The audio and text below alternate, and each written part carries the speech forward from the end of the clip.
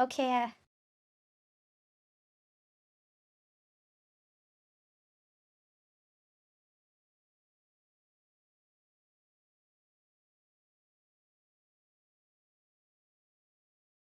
I might have to restart this if the text doesn't work.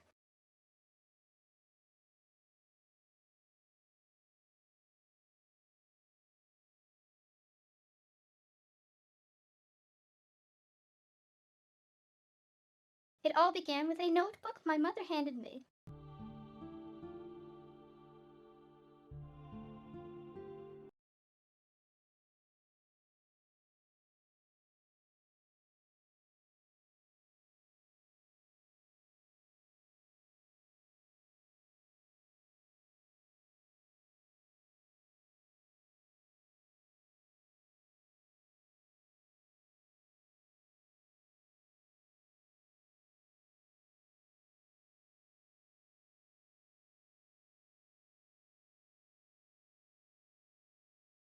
I'll read the text one letter at a time.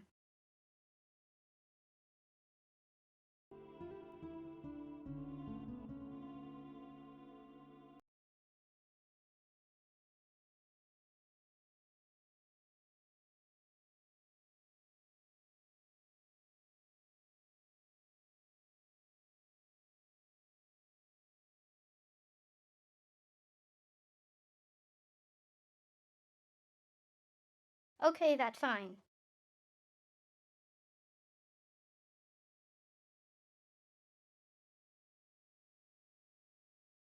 I'll just have to transcribe it.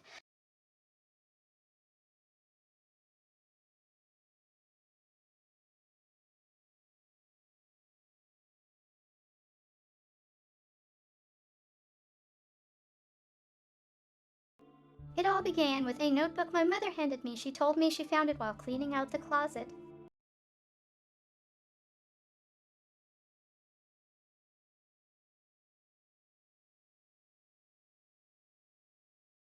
This old notebook covered with mold was a diary.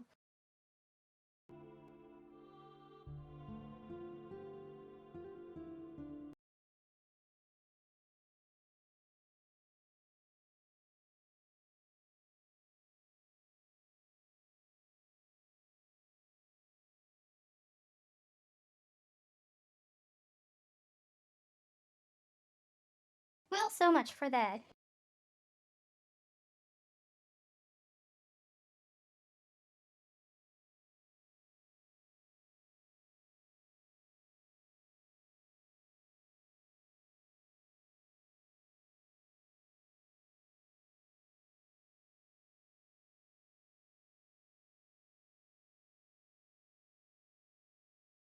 Let me restart it and try again.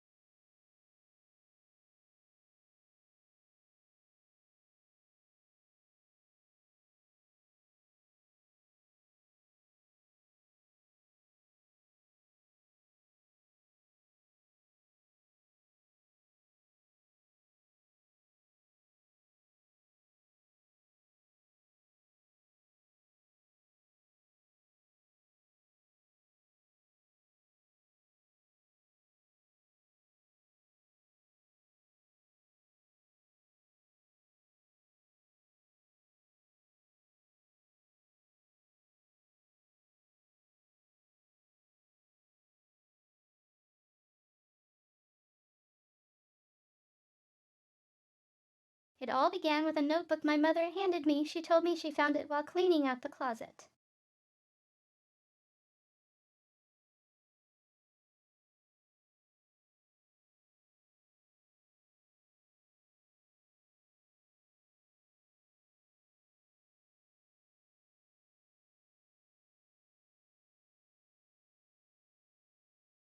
This old book, covered with mold, was a diary that belonged to my grandfather, who passed away years ago.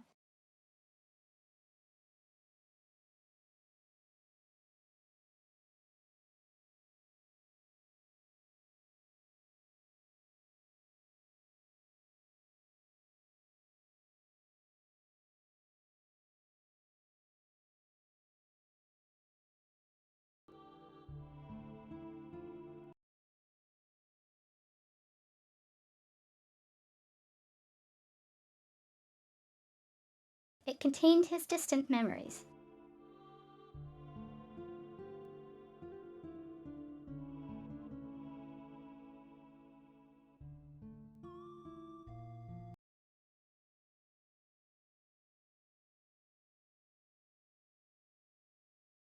I wonder if you still remember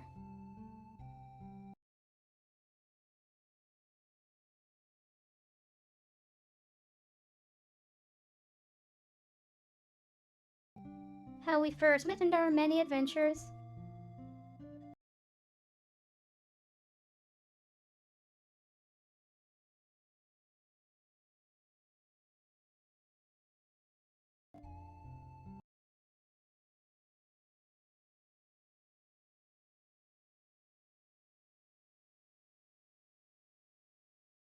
It all seemed like a dream. We ran like the wind during those warm summer days long ago.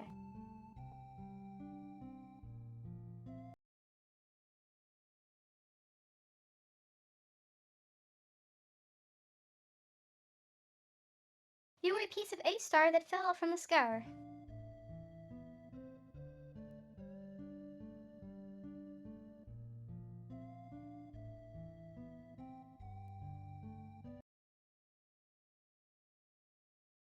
By the way,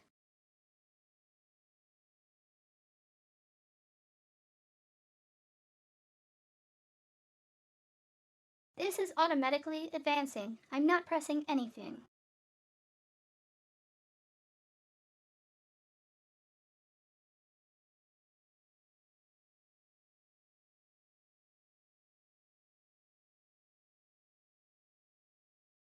This is why I had to restart it. I thought it was waiting for a button press.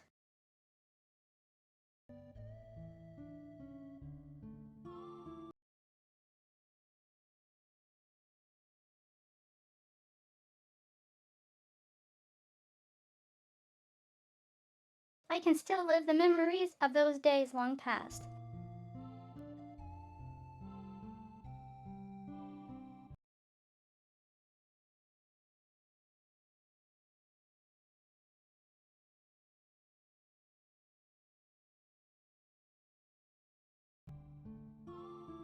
Just by closing my eyes like so, and whispering your name into the desolate night. Yeah, yeah.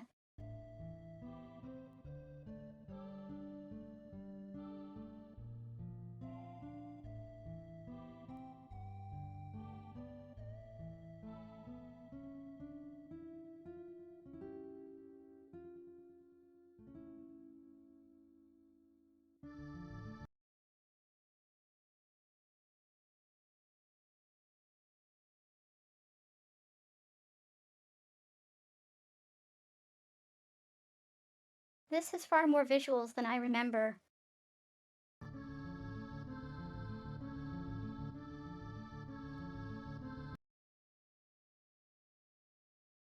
Team.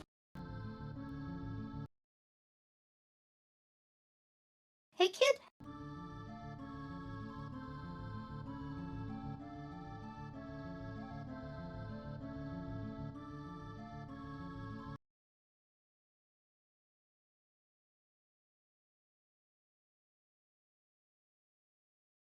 are you ready, kid?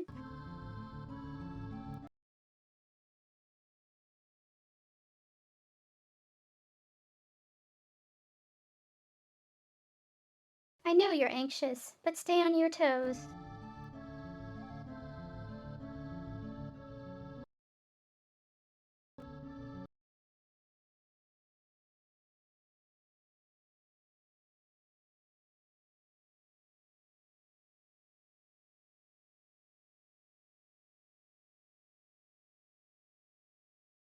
Yeah.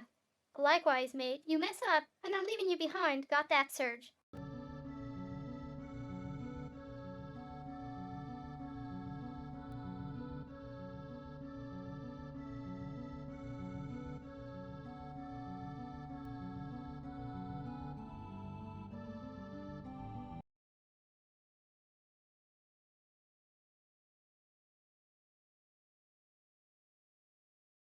Come on, Magel, let's go.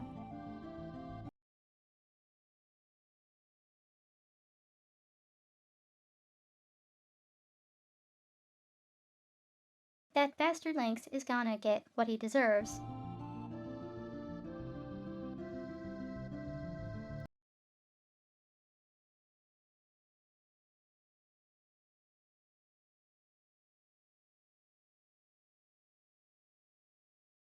Say your prayers. Not that it'll do you any good.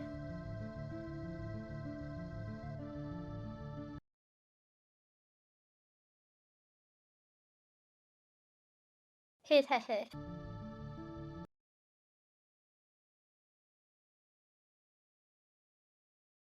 Hey ha ha ha ha.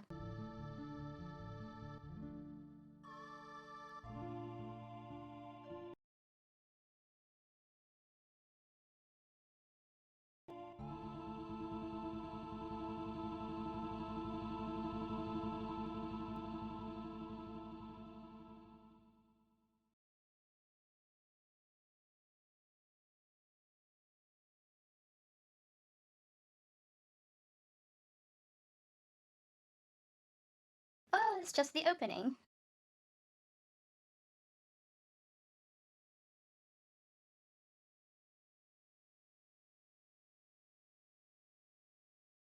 Maybe that's why.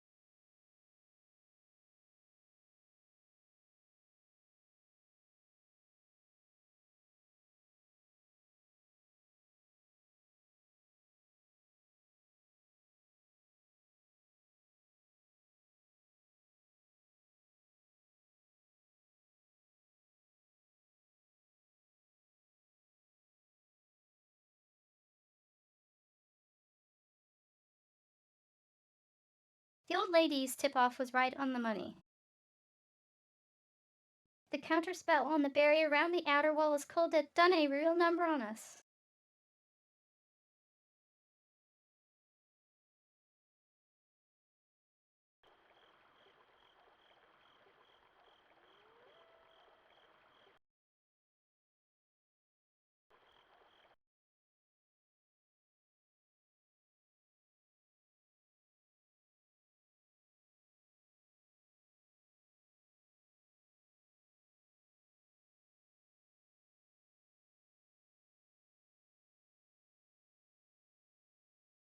Kids playing, an adorned braid flicked back and forth across her shoulders as she walked.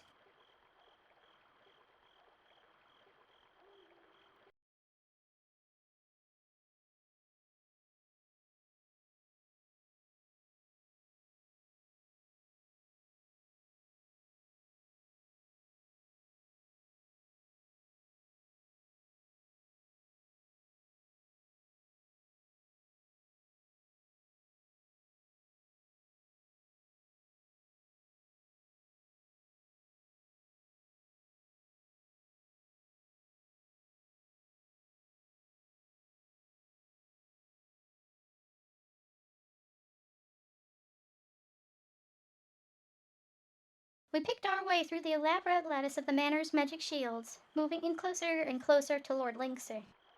Stronghold. There were three of us, Kid Magil and me.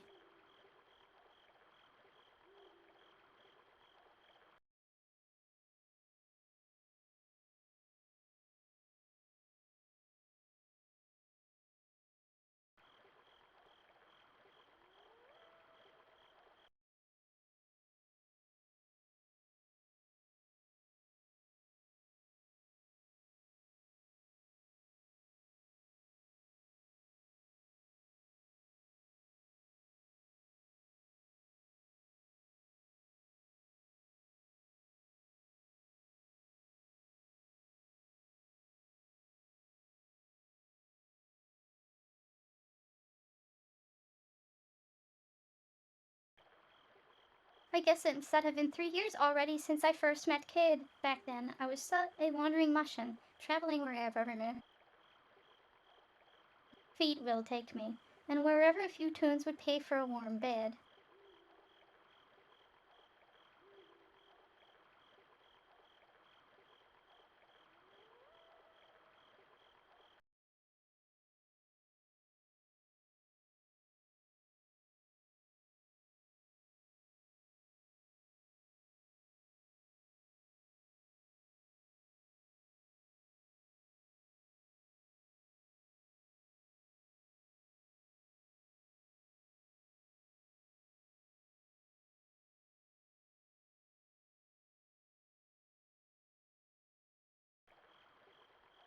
It was in T Outlands, in a town called Regiora, where we first ran across one another.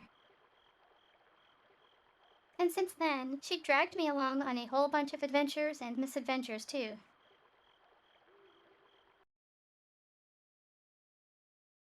Like,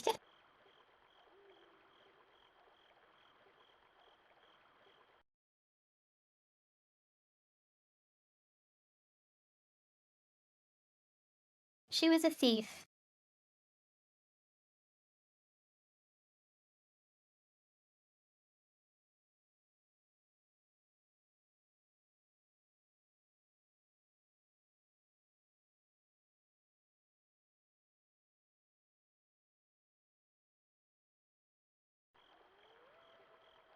And not just any thief, just a few months shy of 17, and already renowned as one of the realm's greatest.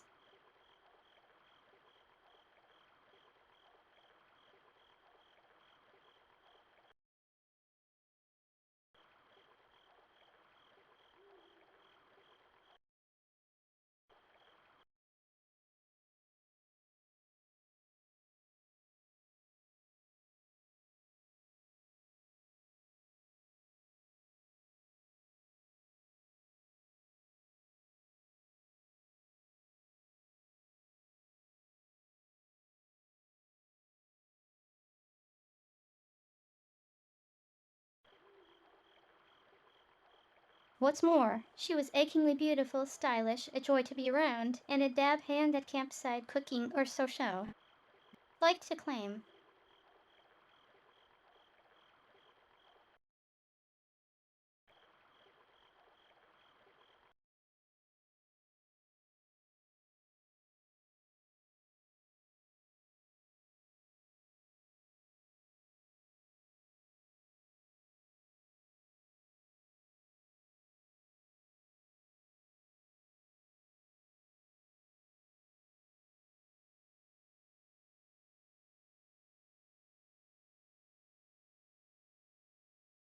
The truth was a little different. Those bandits with hearts of gold you've heard about in stories. The ones who steal from the rich to give to the poor.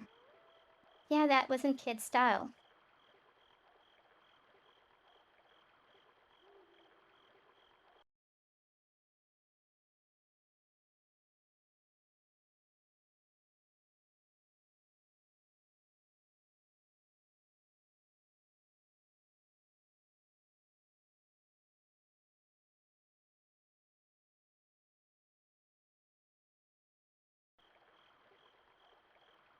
She was short-tempered, prone to lying, bossy, and obsessed with money, and rarely did she care to listen to a single word anyone said to her.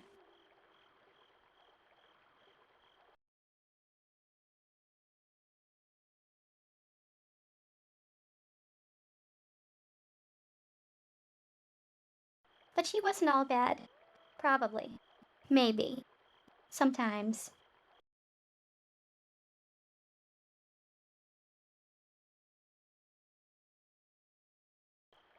She had her moments, anyway.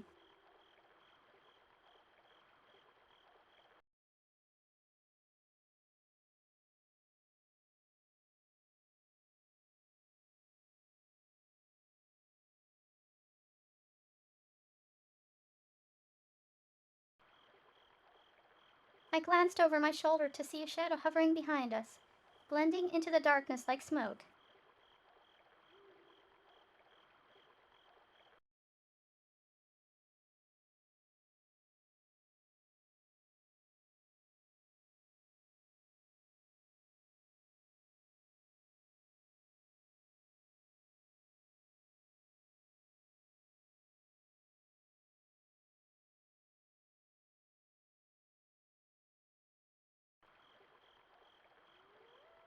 Magel, also known as Magel the Shade, he was Kid's partner, but even after 3 years, I still knew hardly anything about him.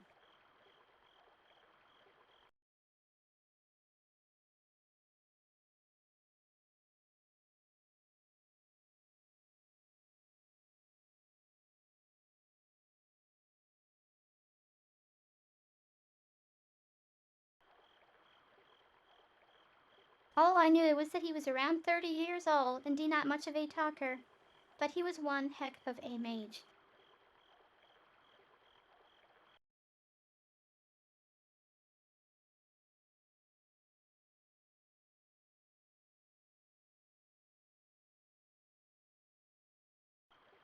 I heard that he and Kid had started working together way before I met her.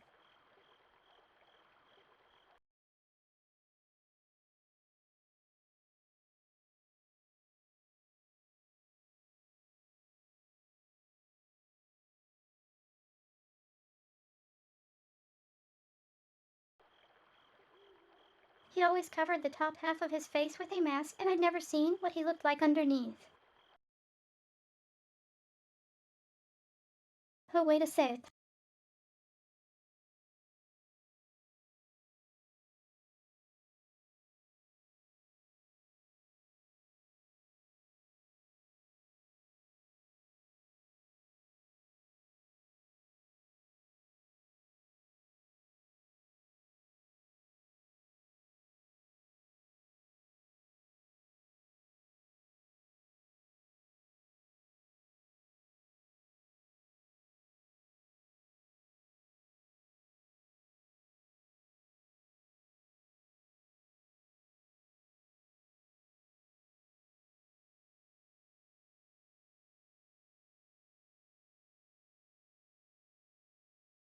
So, before war, we continue.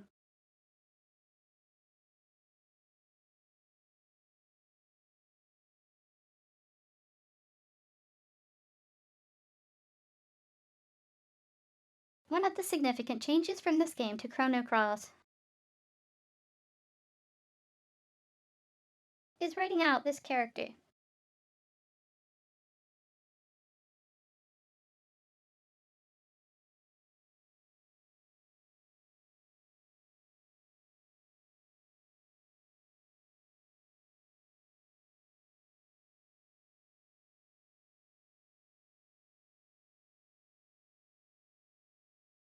This is because this character is implied to be another character from Chrono Trigger.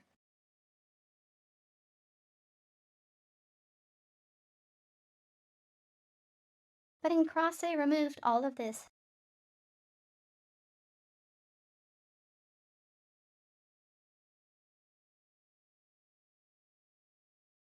So we'll just have to see where this goes.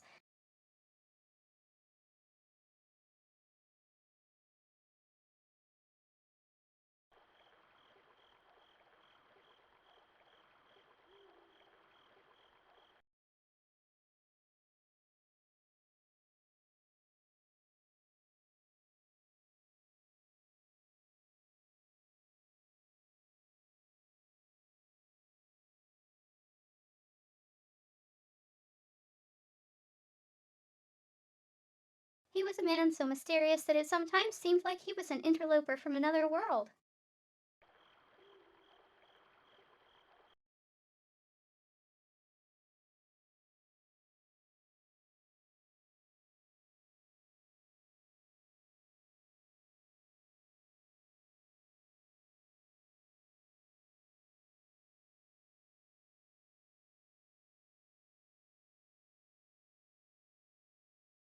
It wasn't like Kid was exactly big on the details about her past, but Magil, he might as well not have had one.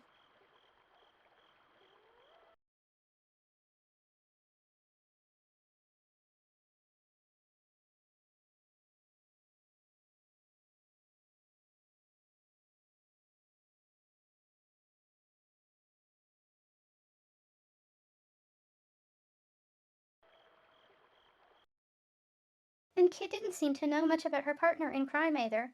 What kind of man he was, what kind of life he'd lived before. Nothing.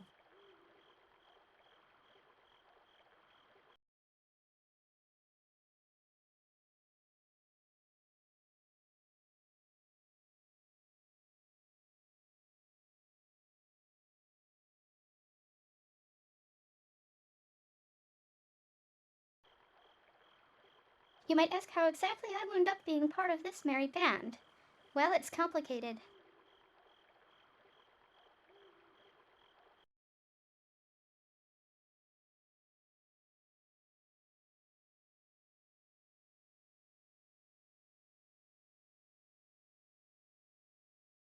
I guess you could say that life doesn't always turn out the way you think it will.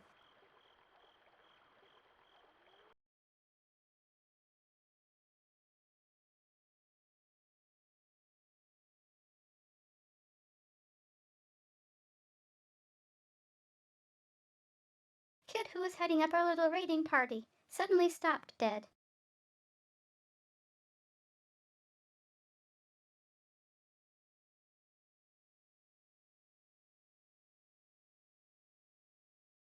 Kid, look lively, boys.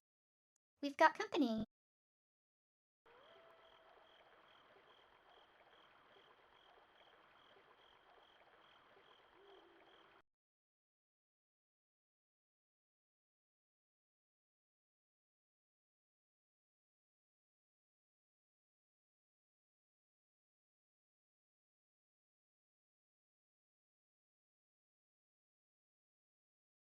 We glanced around wearily as cold, cruel eyes emerged from the darkness.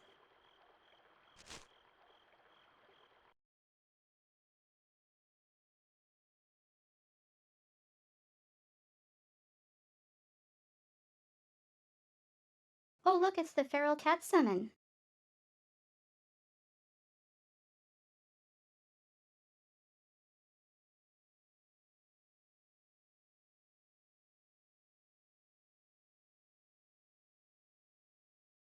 I heard a low growl.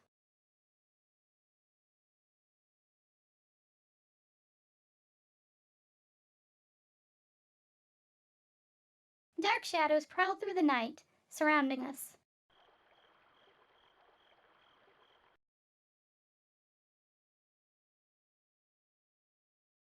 A pack of wildcats.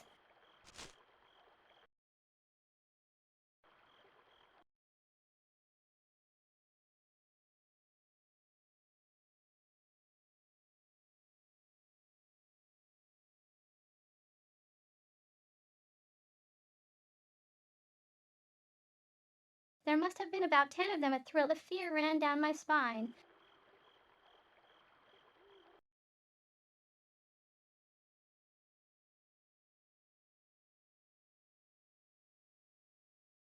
Flustered, I pulled my knife from my belt.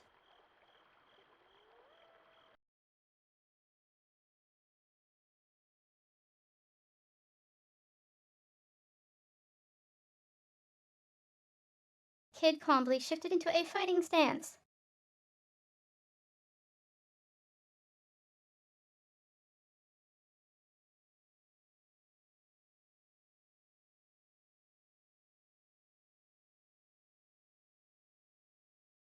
Watch yourselves. I don't reckon these buggers have been treated for rabies.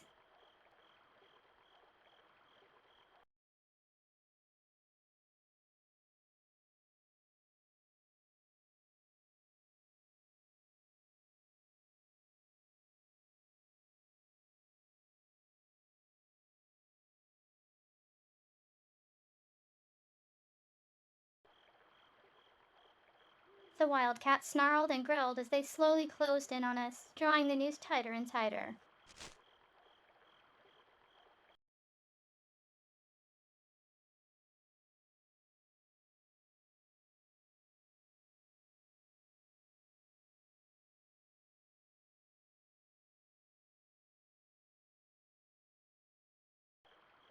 Their eyes glint into dark night fireflies, and strings of eager spittle dripped wetly to the ground.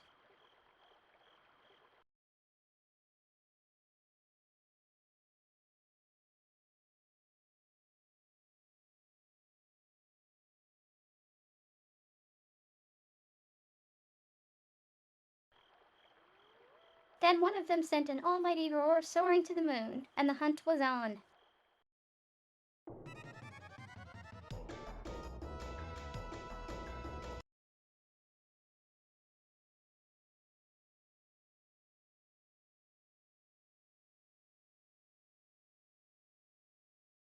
Oh, hey sounds familiar and also interactivity.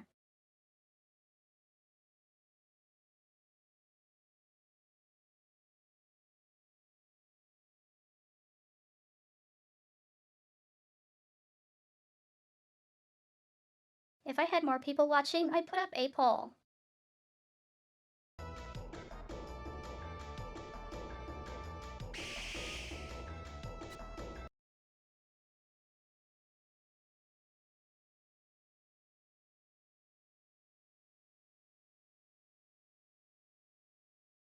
Oh, looks like standing around like an idiot is also an option.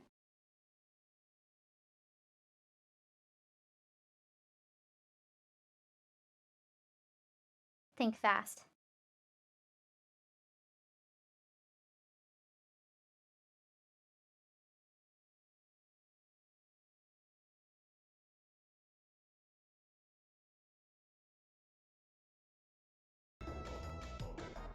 Kid dived into the thick of the pack of wildcats and gave the largest of their number an all-night kick in the chops.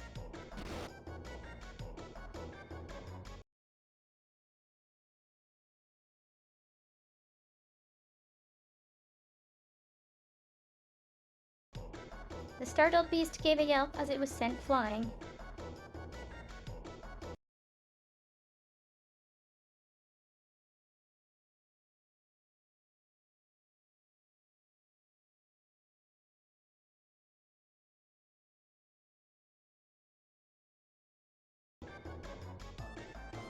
I turned to my right to see that a nearby wildcat was charging toward me, its head lowered menacingly.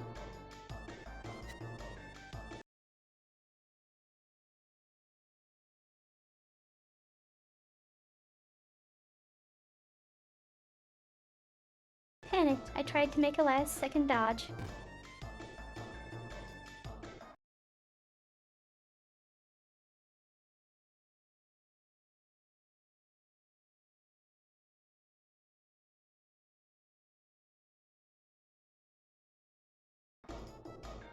But I wasn't quite fast enough. Its claws scraped against my side as it rushed past me.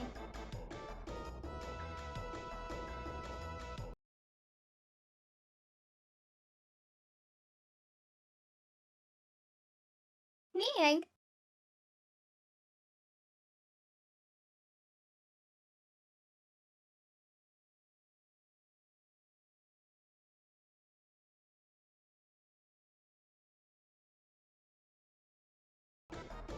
I winced in pain for a moment, then turned to face my foe and readied myself.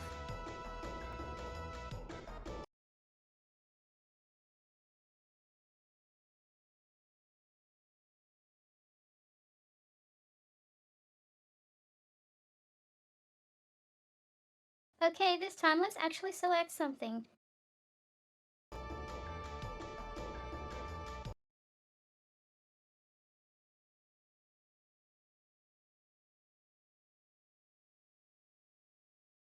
I slashed at a nearby wildcat with my knife.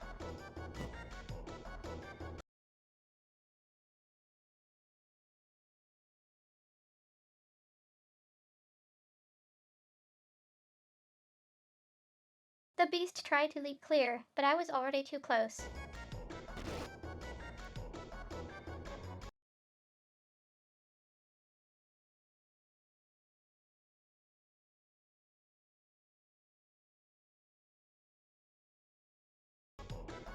I felt the blade make contact and was rewarded with a screech of pain.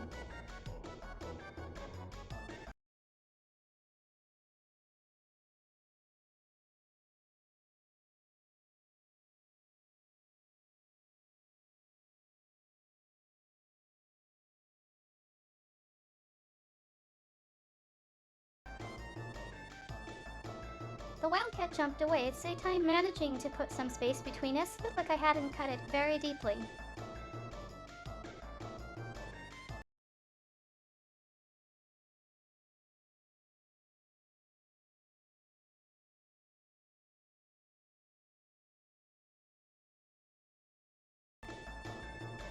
I stood my ground, changing my grip on the knife and waiting for another chance to attack.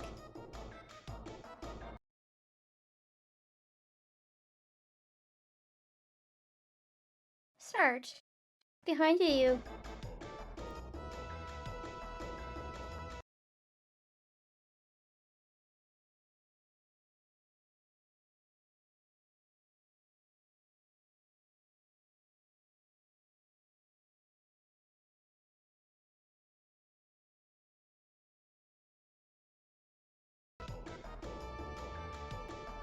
Panicked by Kid's warning, I whirled wildly around and came face to face with a pair of eyes blazing like hellfire.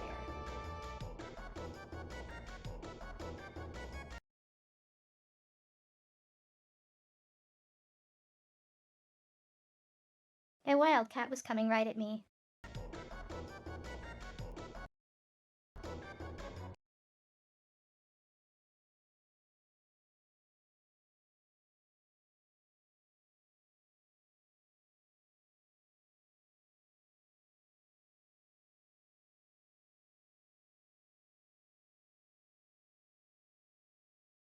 By reflex, I ducked, its attack swiping through the air directly over my head.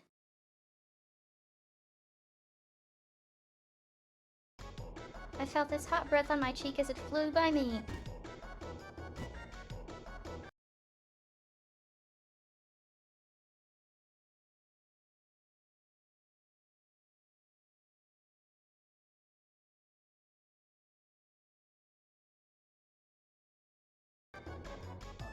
At the same time, I thrust my knife upward, plunging it into the beast's belly.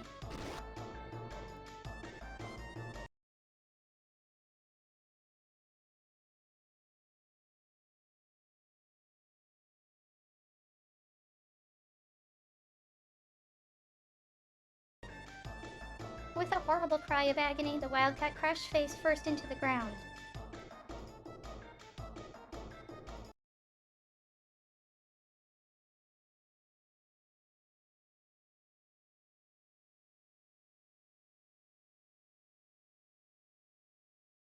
But I lost my balance in take his and fell down in a heap as well.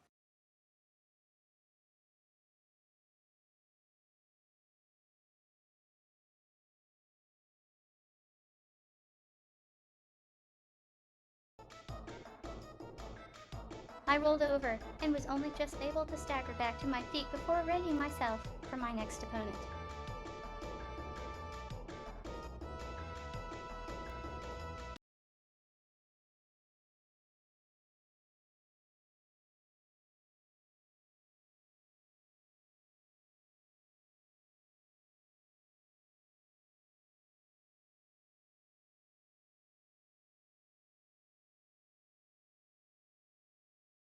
I was breathing heavily and the handle of my knife was slick with sweat, and I tightened my grip.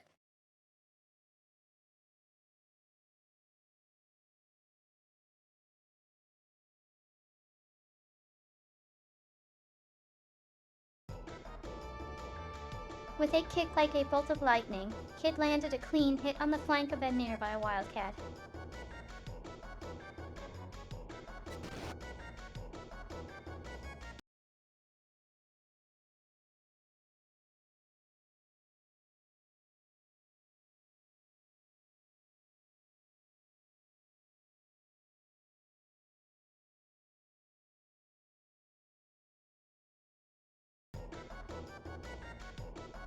It staggered before losing its footing, letting out a pathetic cry, but Kid had already moved in to finish it off.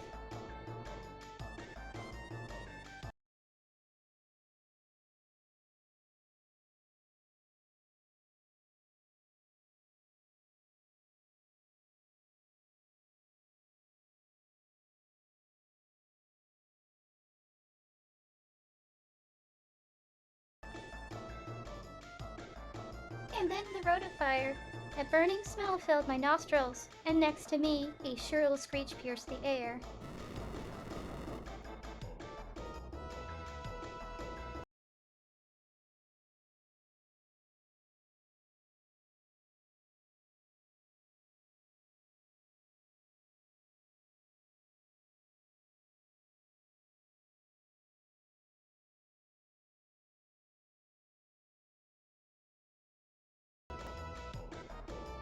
Magil's fire spell engulfed the head of a nearby wildcat.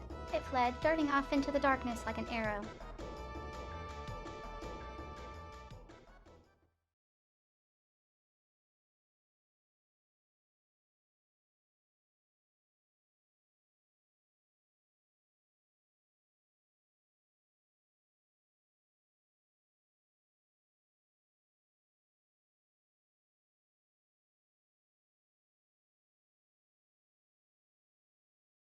I scanned the areas. Only moments ago, we had been surrounded, but now there wasn't a single wildcat left.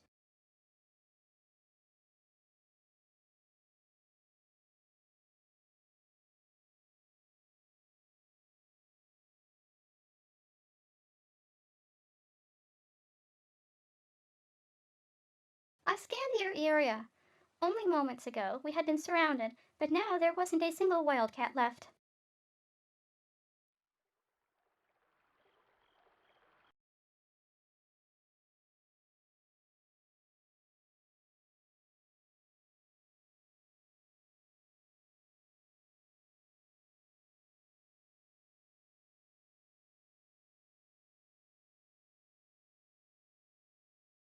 Kid and Magil had either sent the rest off with their tails between their legs, or put paid to them once and for all.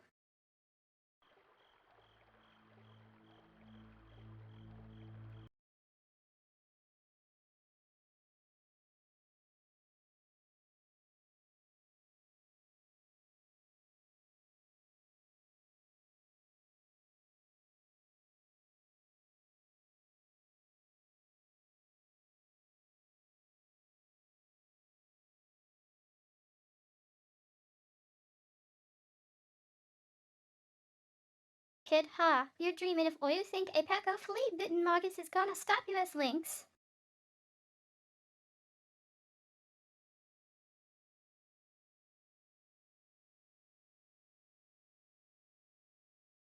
Kid crossed her arms and flashed a triumphant grin.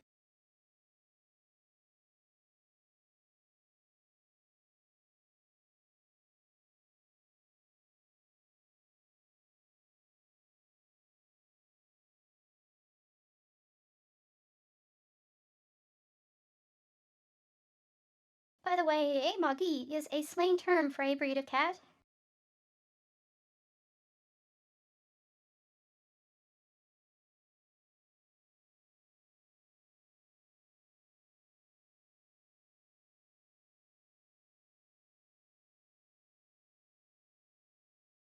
It's like equal to mutt for a dog.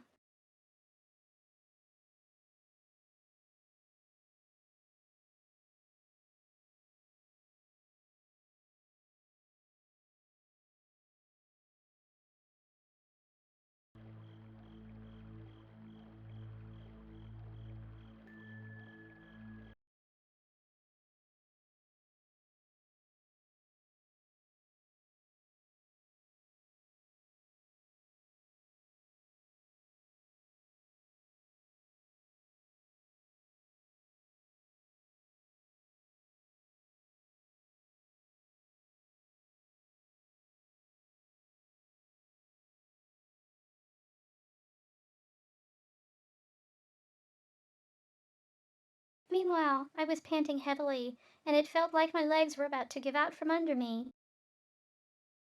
I collapsed to my knees, overwhelmed by what I'd just been through.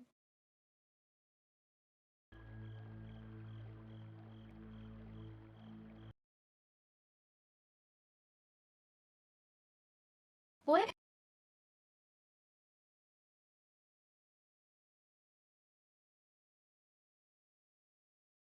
I'd taken a few hits, but I was fine otherwise.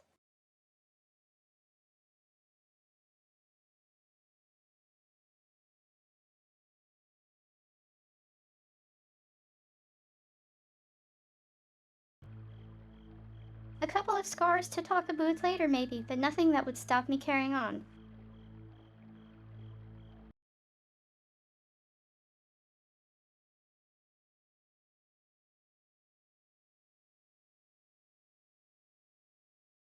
Are you hurt?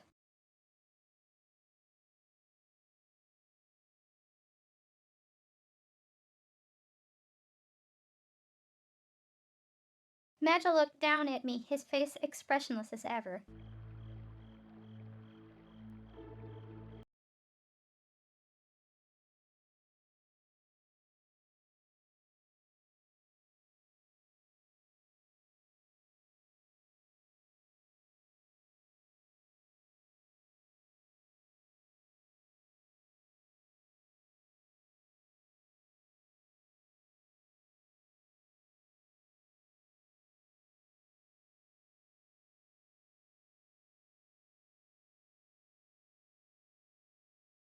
No worries, Mag, you'll be right, said Kid, barging in to get a better look at me. He may be a winging silk, but it'll take more'n a few scratches to kill this one.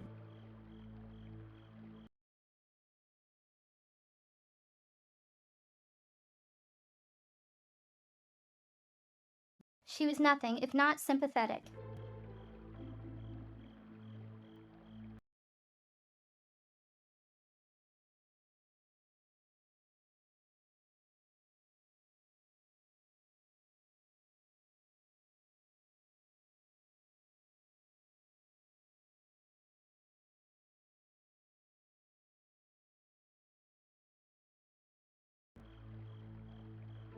But she was right. This was no time to be bemoaning my lot.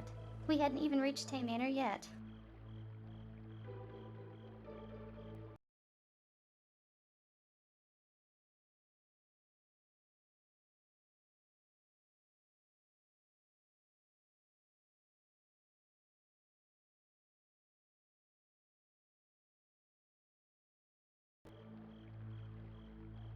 I dabbed at my wounds with a tincture-soaked cloth and wrapped them with bandages, then looked up at the other two.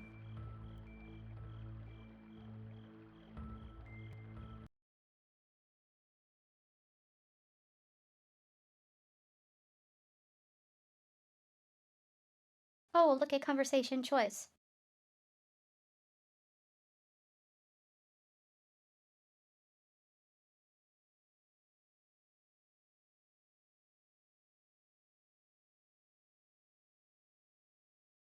Clearly, there is only one right answer.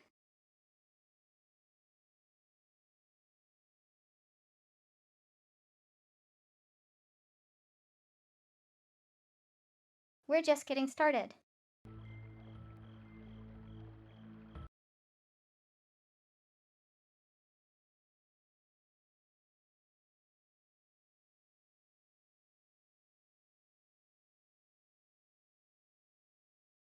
I grinned back, putting on a brave face on things.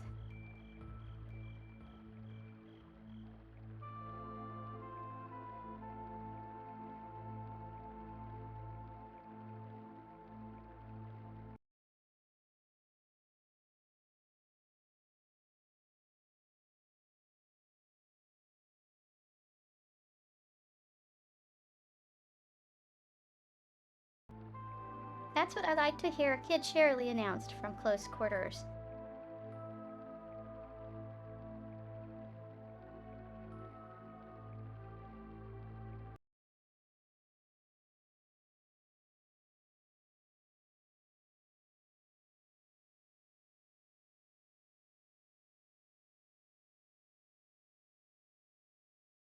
But then her eyes turned cold, like the cool glow of the moon in the night sky. It's gonna be a long night.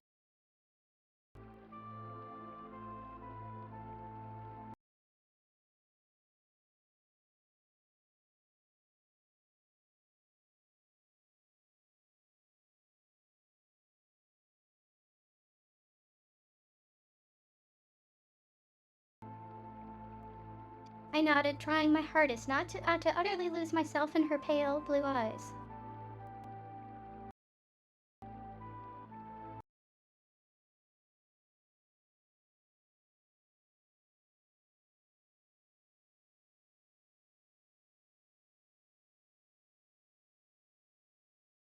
All right, let's get the show back on the road.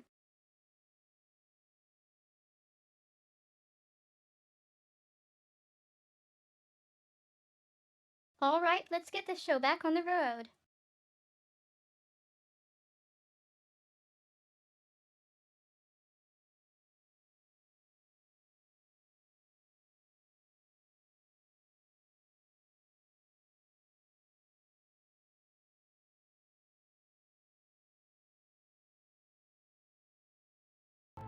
She turned away and marched off deeper into Tay trees without looking behind to see if me and Magil were following her.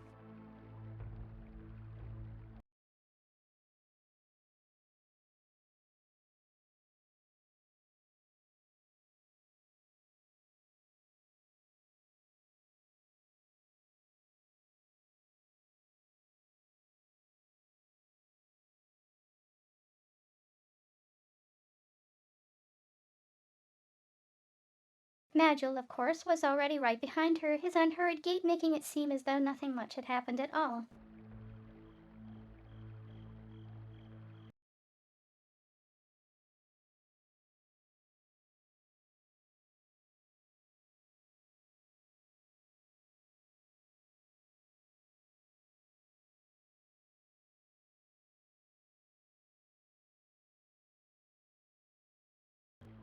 I jumped back up to my feet to chase after them. I'd be in for even more trouble than I'd bargained for if I got separated from them.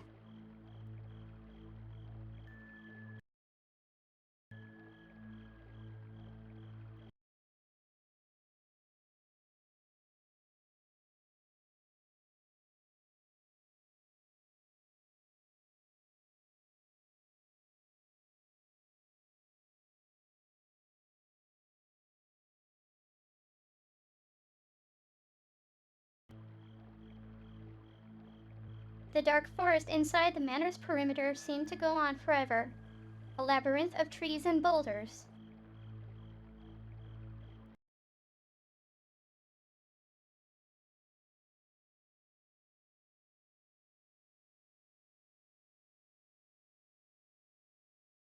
That's something in common with Chrono Trigger's Guardia Castle.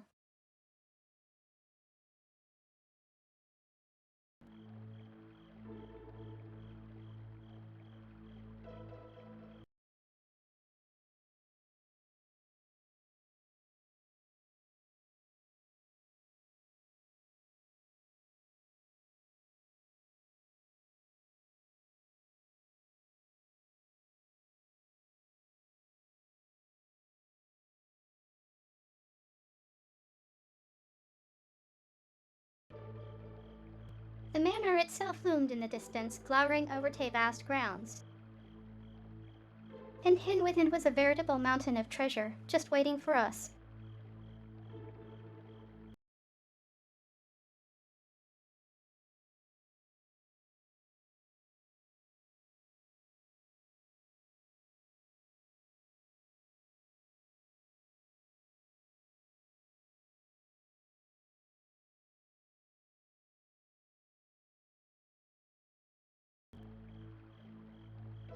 Lord Lynx was the noble who ruled the remote territory of Regiora.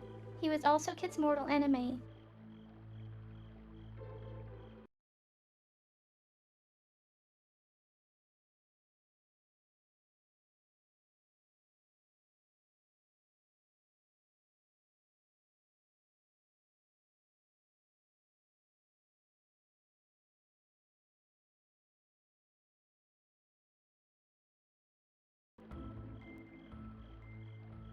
We were there that night to steal a certain jewel he kept locked away in his most closely guarded vault, the Frozen Flame.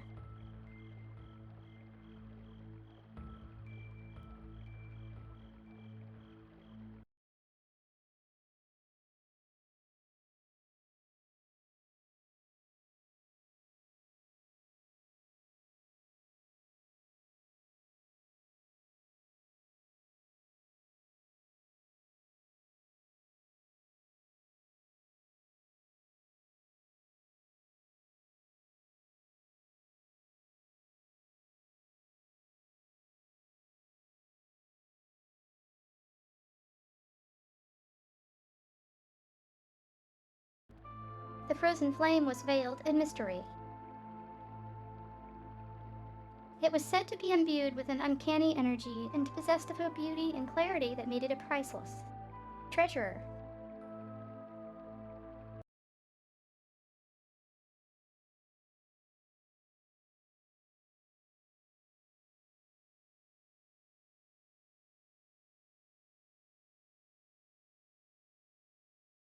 Countless thieves had tried to steal it, and not one of them had come close to succeeding.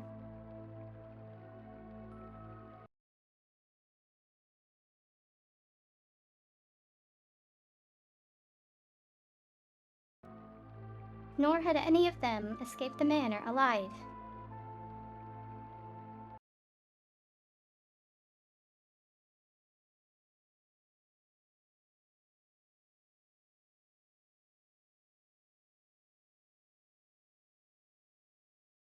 And now it was our turn to try and sneak into this place of death.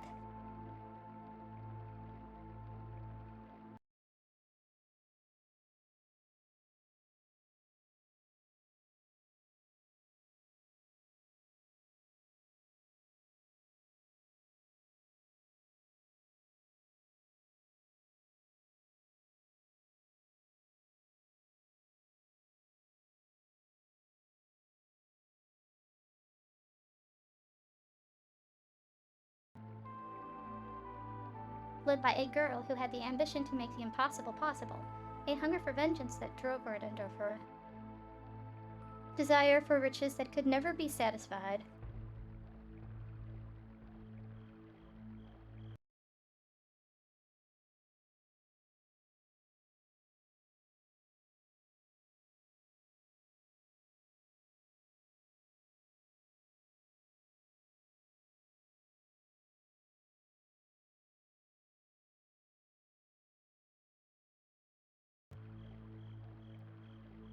As we pressed on through the tree-filled darkness, the shadows gave way at last, revealing the true extent of the vast mansion.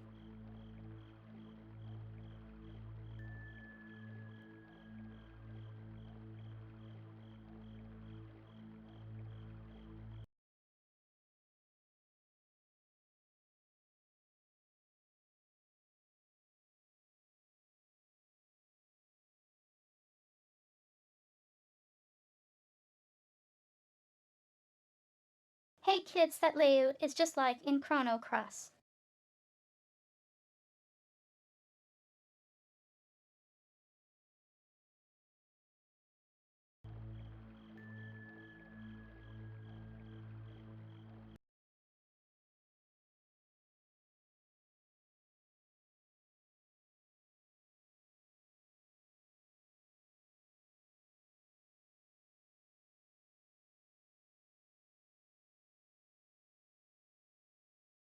Hey, finally. Say your prayers, Lynx. Costs were coming for ya.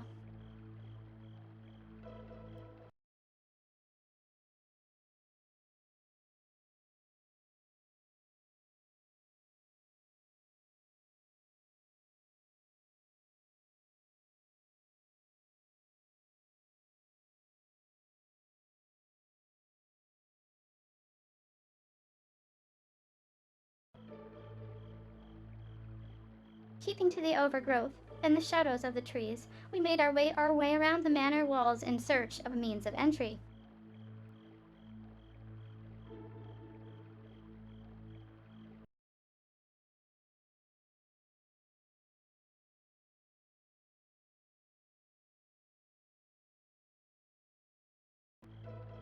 Eventually, we came to a terrace overlooking the garden.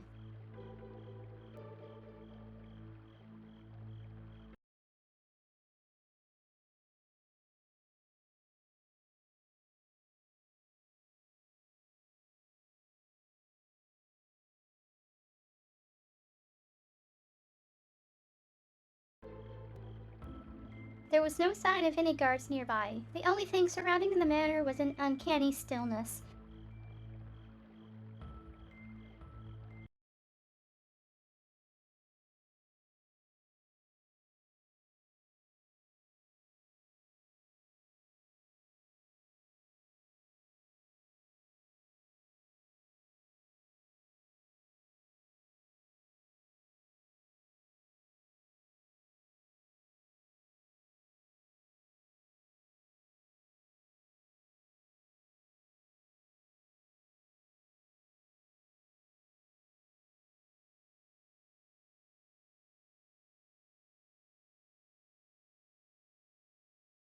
This will lead us straight into the west wing. Just as well. We don't have any business in the rest of the manor tonight, said Magil, gazing up at the dark building, towering over us in the night.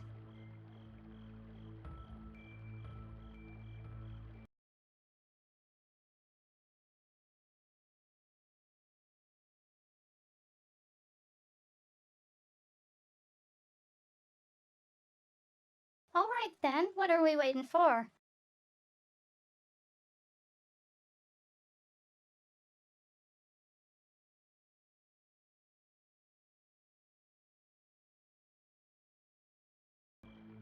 With that, Kid made to vault over the railing of the terrace.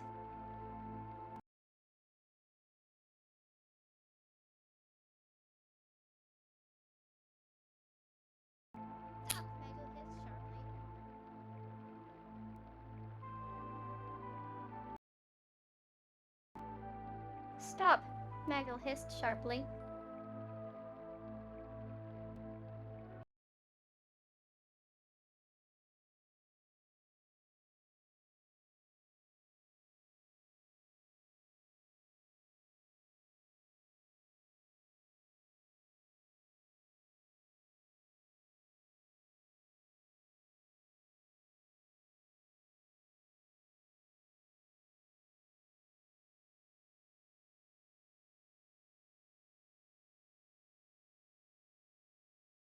Remember what we're here for. Our main target is the vault and the frozen flame within it. We focus on this above all else. Your vengeance is of secondary concern. Agreed.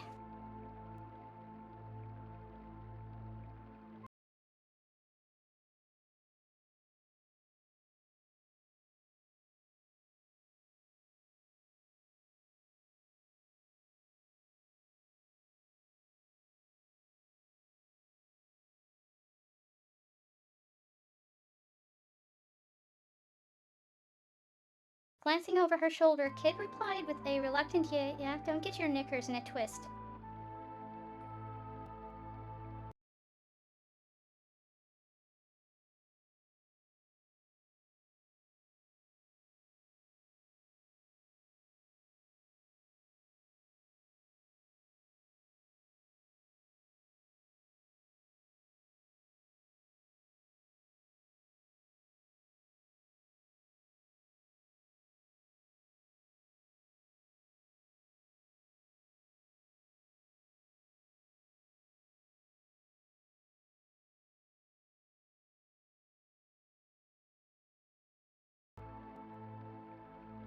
But if we happen to run into him, I'm gonna knock that Drongo block off, and neither you or anybody else is gonna. Shut me in. Hey, ha ha ta ha.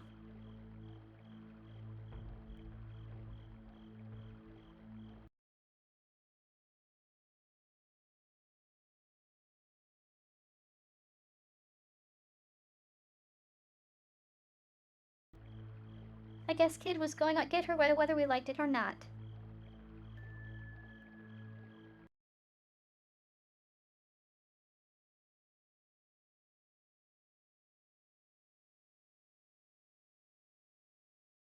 Let's go, boys.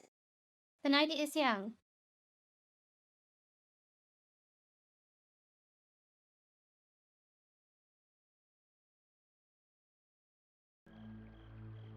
She cleared the railing with a sprightly hop and vanished inside the manor.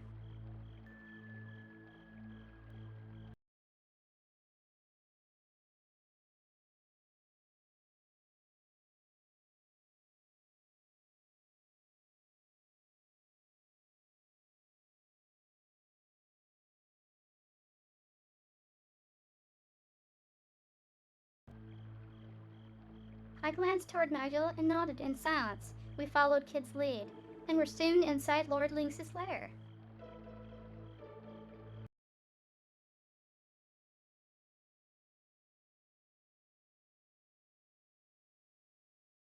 The darkness swallowed us whole.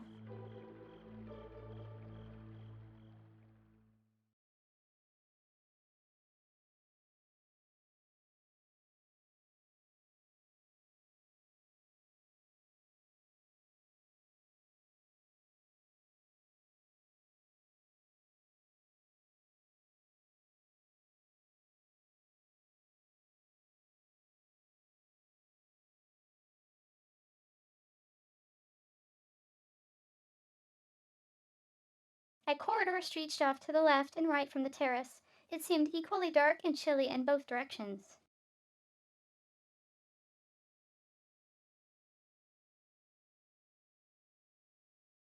Now, here's a fun question.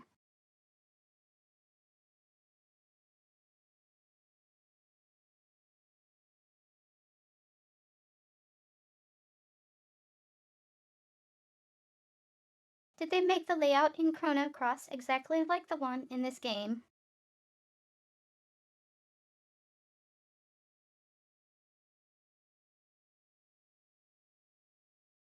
Let's find out.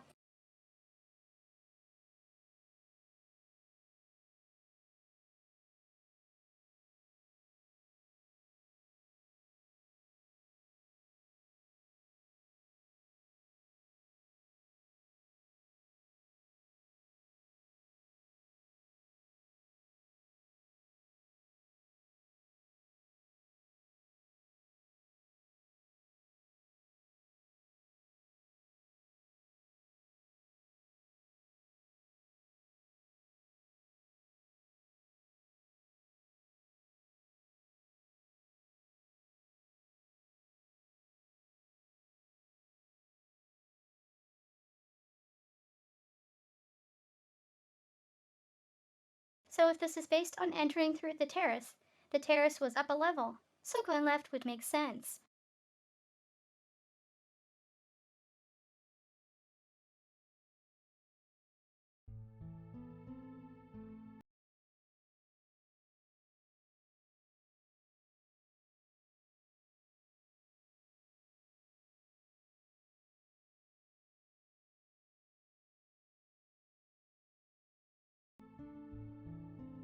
We pressed on through the darkness down corridors that turned and twisted, snake-like this way and that.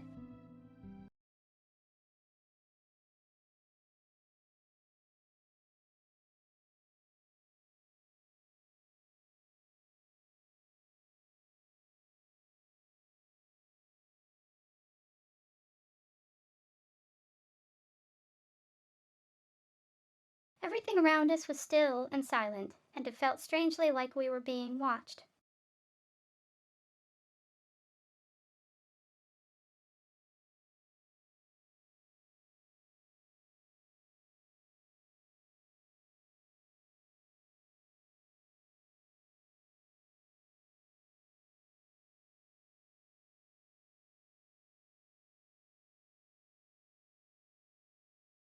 It was as if countless eyes were staring silently from the shadows, looking on with curiosity and pity.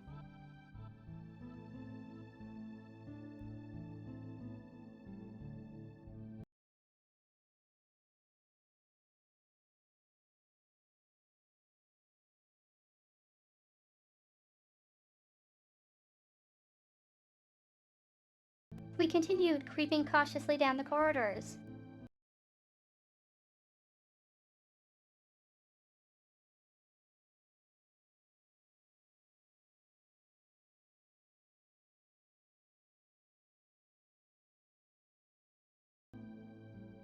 Kid moved proudly and stealthily like a cat stalking its prey.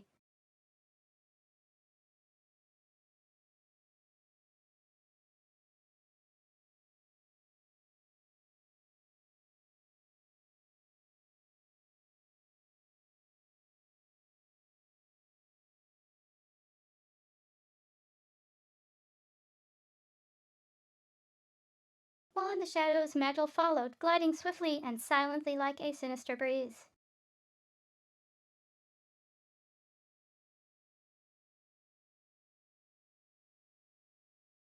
We pressed on, into the embrace of the Weaver of Fate.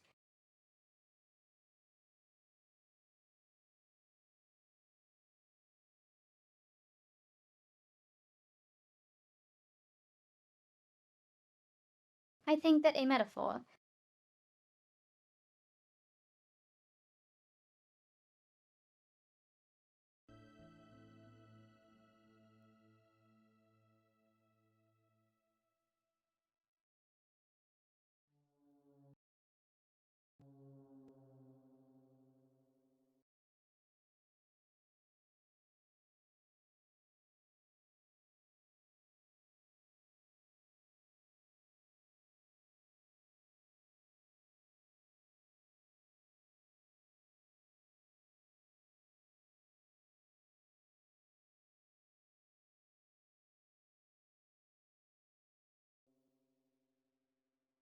We took the corridor leading from the left hand side of the terrace, eventually arriving at an intersection with some stairs.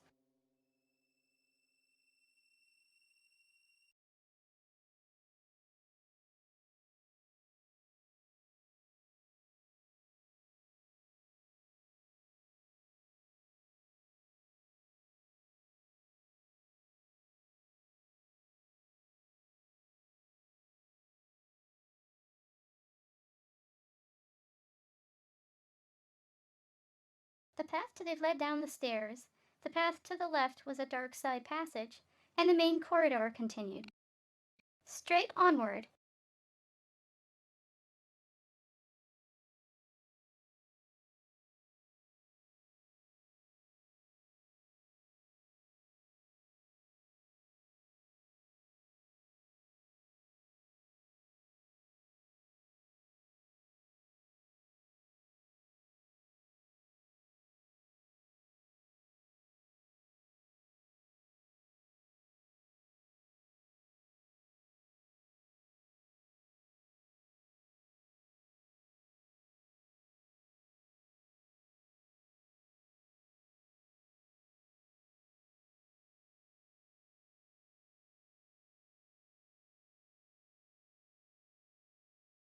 Okay, I think the main door, the treasure chamber, was on the basement level.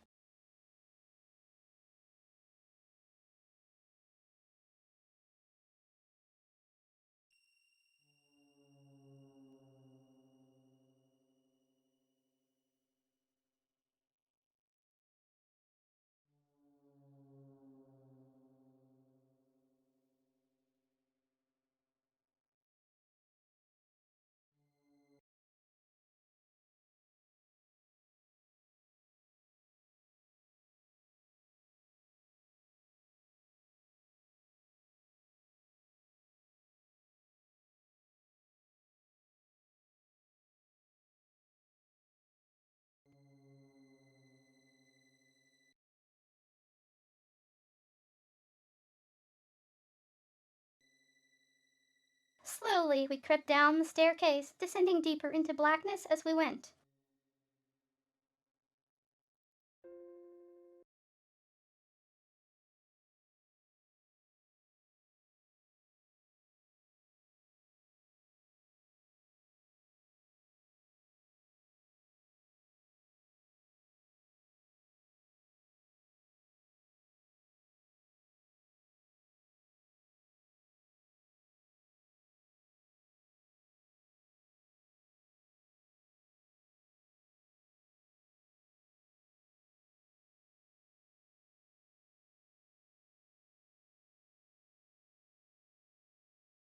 At the bottom, the path split. The way to the left continued on to an atrium that resembled a sort of plaza, while the path to the right was a winding passageway that trailed off into darkness.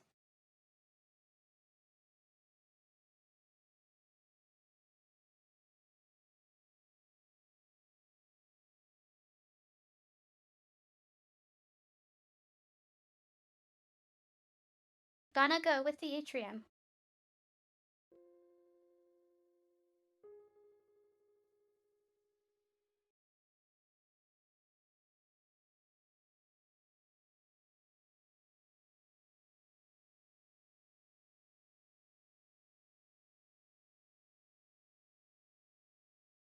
I wonder if this game actually has game overs.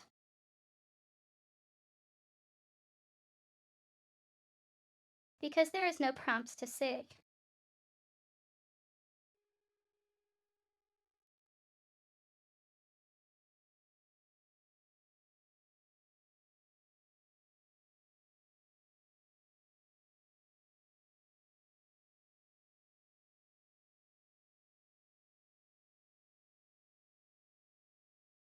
Kit poked her head through the arch-shaped door and took a look around.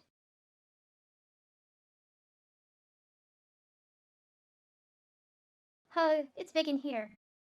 Must be some kind hall.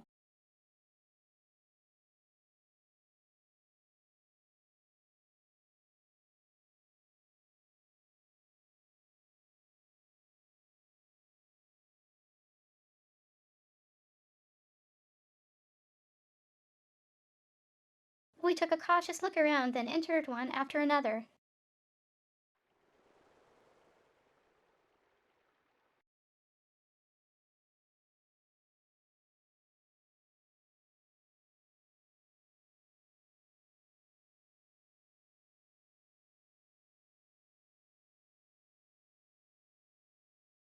The atrium was like a beautiful plaza, complete with a statue that doubled as a fountain.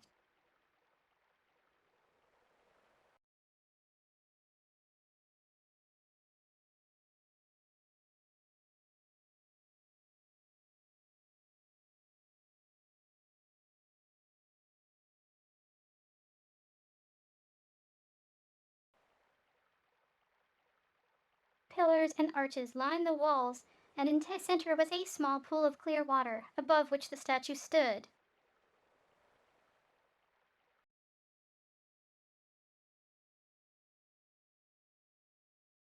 I don't recall seeing this.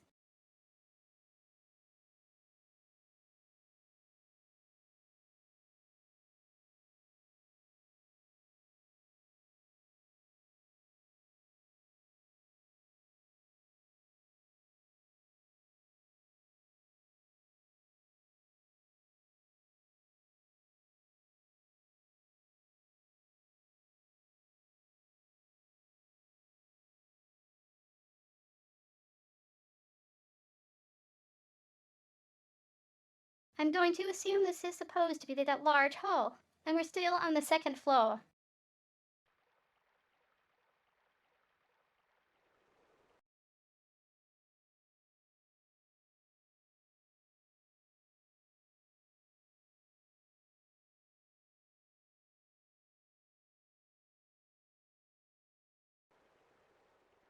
On the other side of the room, I could see another arched entrance like the one we had come through.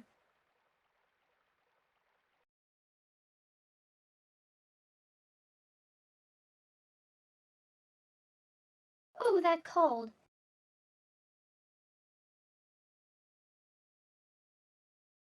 Kid was scooping up water from the fountain.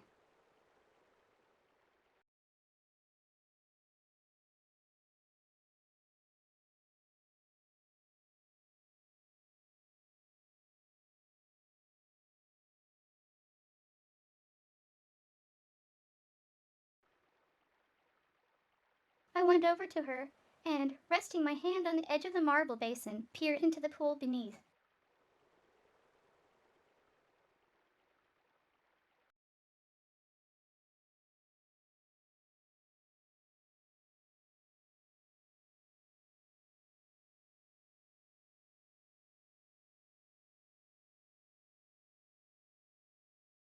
Shadows flickered under the water's surface.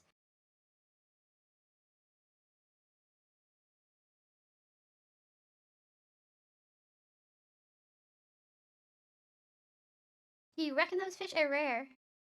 As invaluable.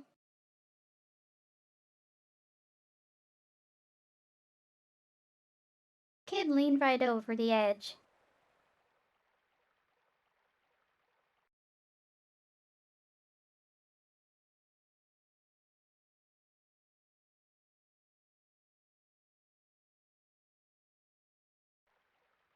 I couldn't see to the bottom. I wondered how deep it was.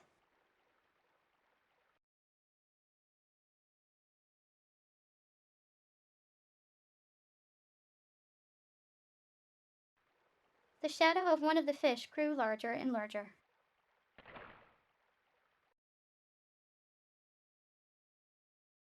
Ooh.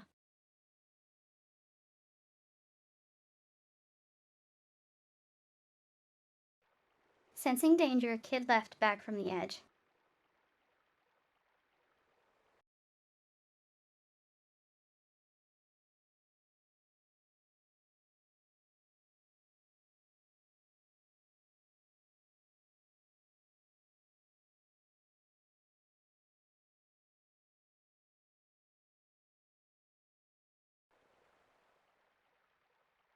Clack!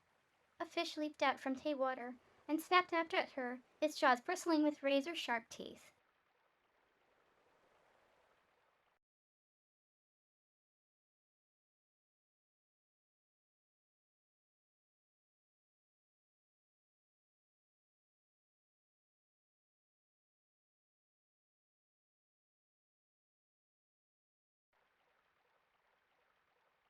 Its mouth closed shut on the air where she'd been only moments before, and with a splash, the fish darkened under the water.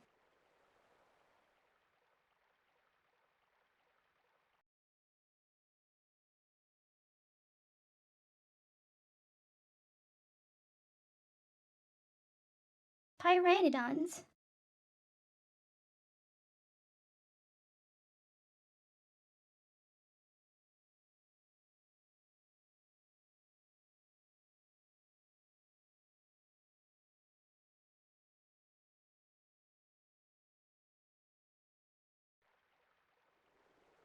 Deadly, carnivorous fish with razor-sharp teeth and powerful jaws that could snap a monster's horn in half.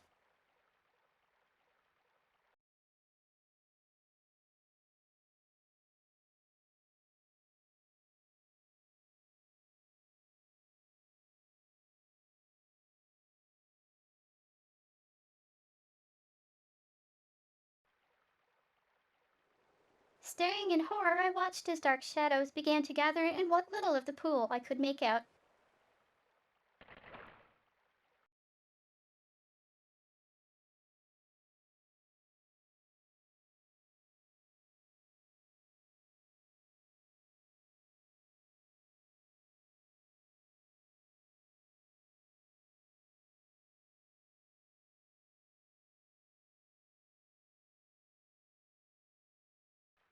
The pteranodons must have detected prey.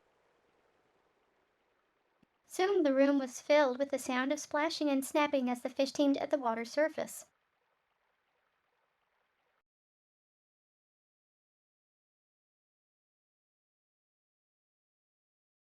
Bloody heck.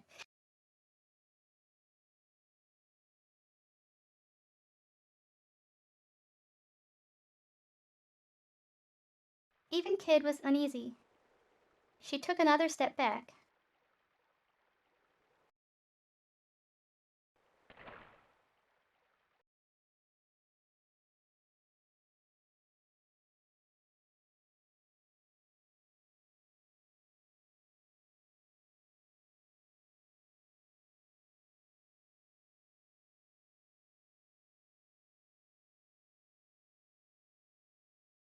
How many pteranodons were in the pool? The thought of what would happen if they all left clear of the water and attacked at once crossed my mind. A bead of cold sweat rolled down my forehead.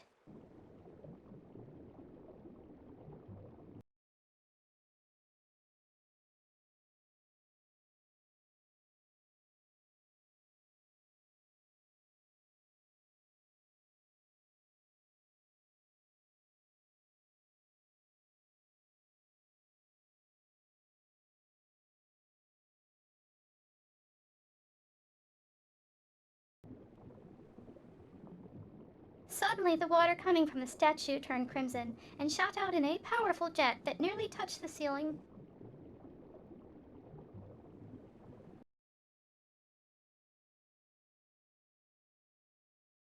Kid jumped back again.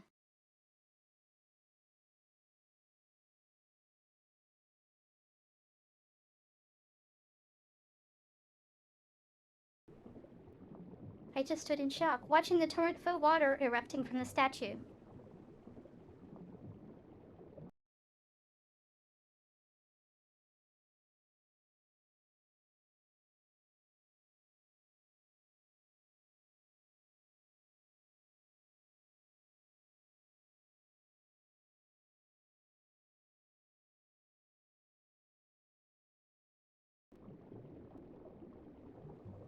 The scarlet waters continued to gush out from the fountain.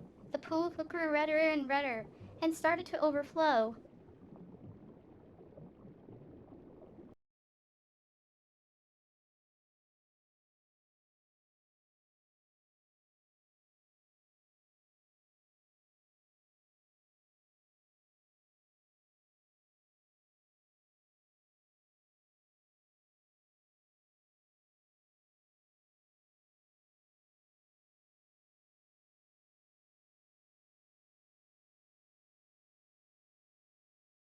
We looked on, entranced. But the spell was soon broken when we realized that the water was starting to flow faster and faster over the rim of the basin.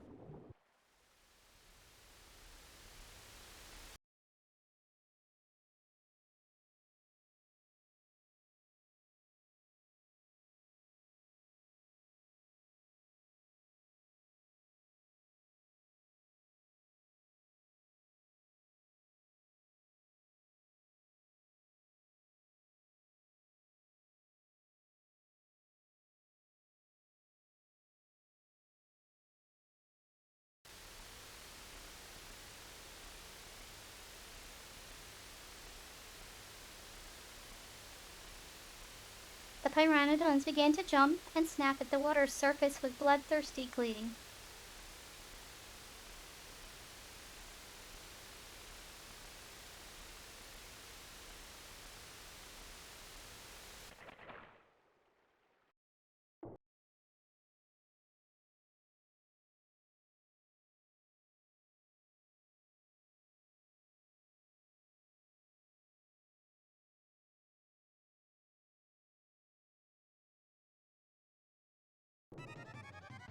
I was brought to my senses by the dull slapping sound of pteranodons hitting the floor.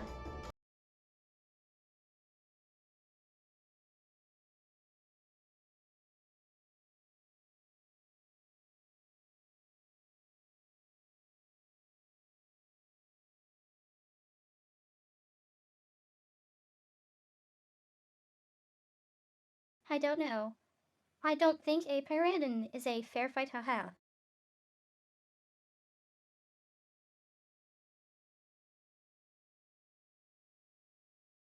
Once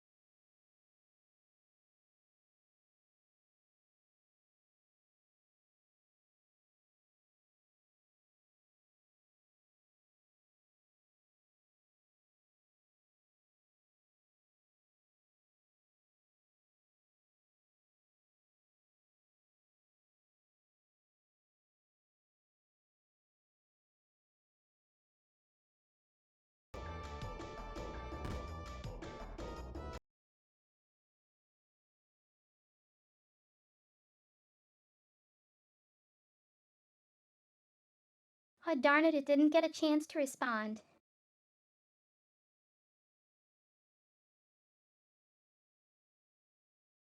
Arg!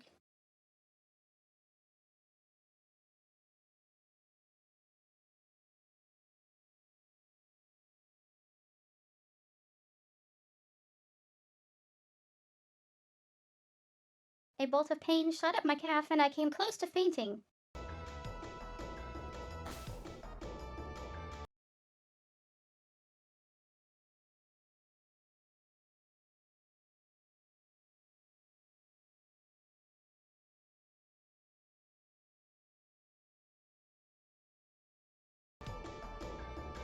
I stood my ground as best I could, flicking away the pteranodon that had bitten me.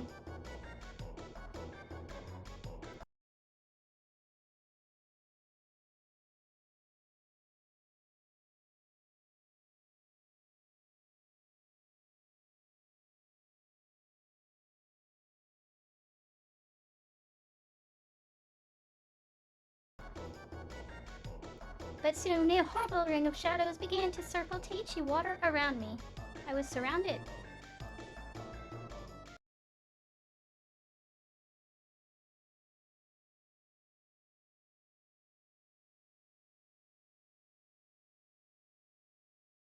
What was I going to do?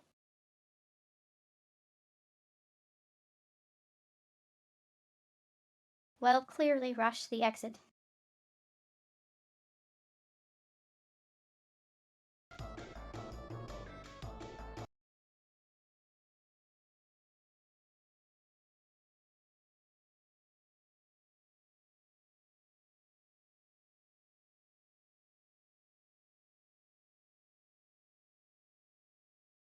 Quick! There's an exit on the other side.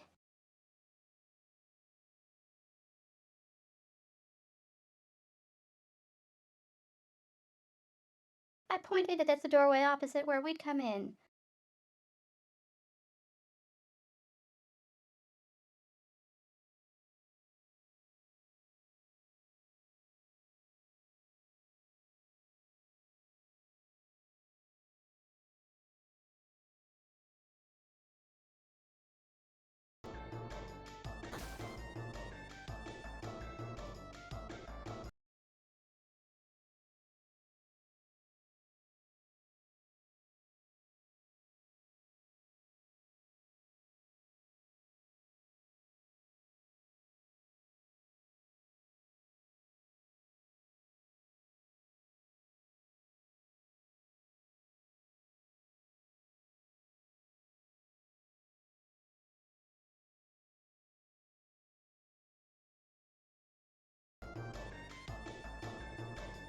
I tried my hardest to rush across the red pool, sending up great spouts of crimson water, but it was as thick as blood.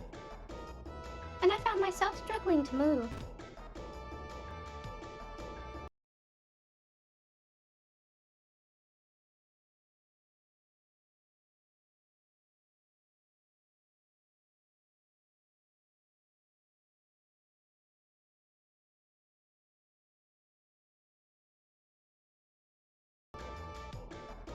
I felt sharp jabs of searing pain as countless pteranodons snapped at my legs.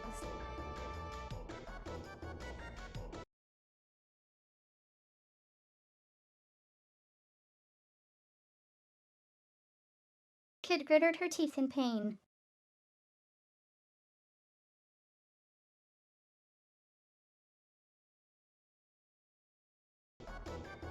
Serge, we've got to do something before we get turned into mincemeat.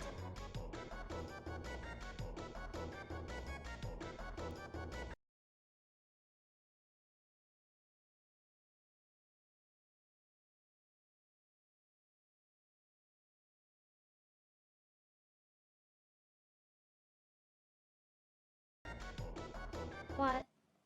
You want to try and pick this little lot off one by one.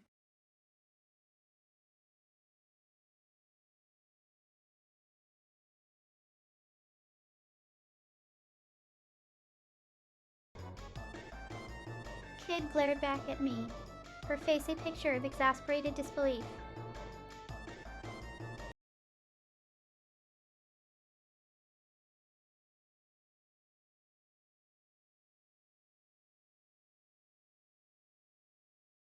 Don't be a bloody idiot, Sarge. You want to die here?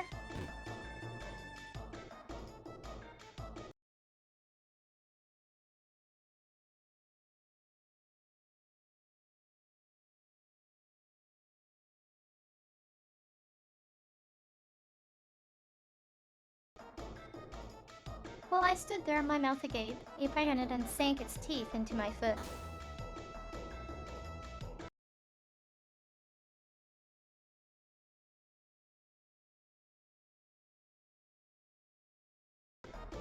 A jolt of pain surged up my leg, making me jump.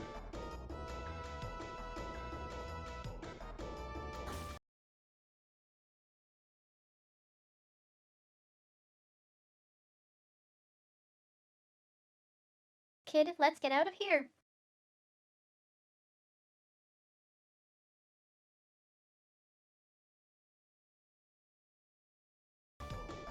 In a panic, we splashed through the water back to the corridor we came from.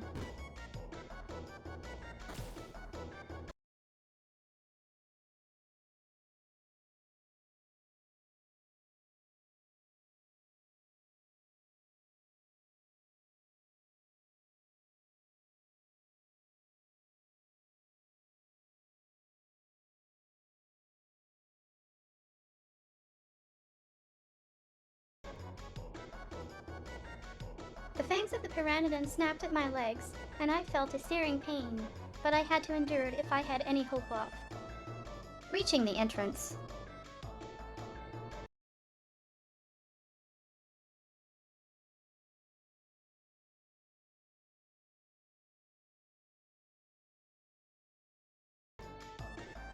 Breathing heavily, I finally found myself back in the corridor outside.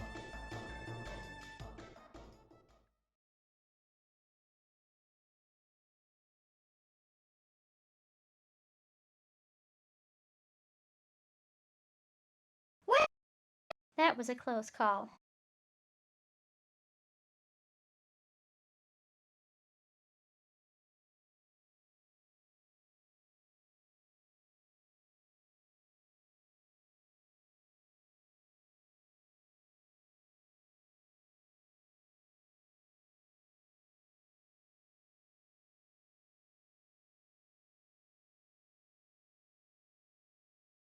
So that whole thing was a trap, eh? Talk about twisted. Lynx is even more a sick bastard than I thought.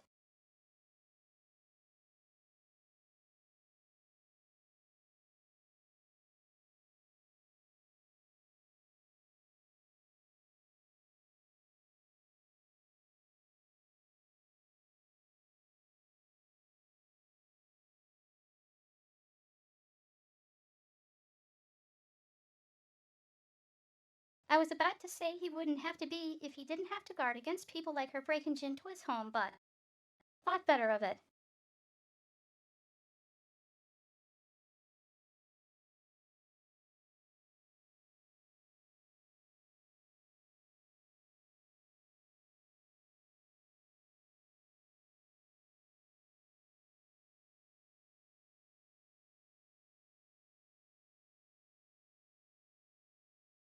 Well, at any rate, I think we can consider that a dead end. Let's go back.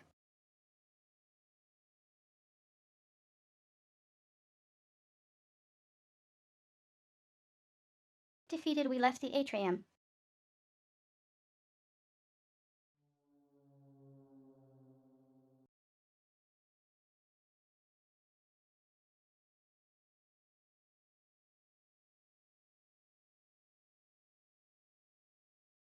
Something caused Kit to stop in her tracks. Hello, what do we have here? Hello, hello. What do we have here?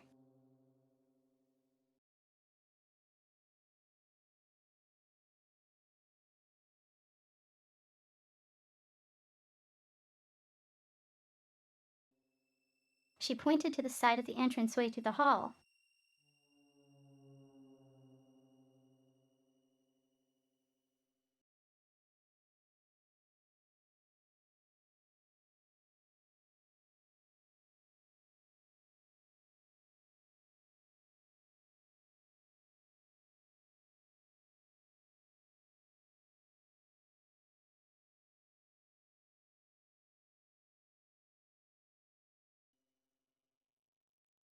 I found myself face to face with a sculpture of an old man's face, with a truly phenomenal beard.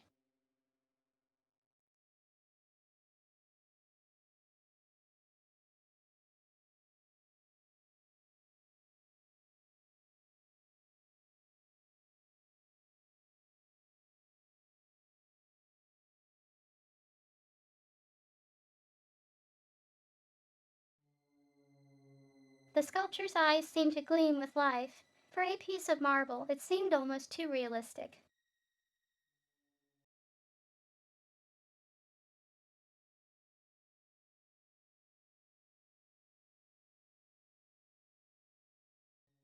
It's a mouth of truth, announced Magil.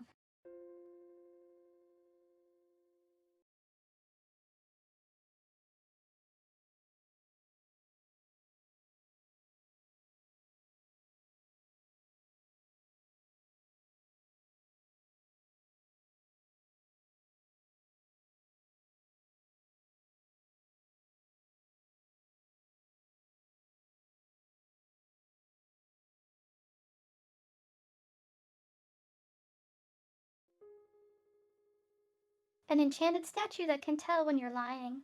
If it catches you out, it'll bite your hand off.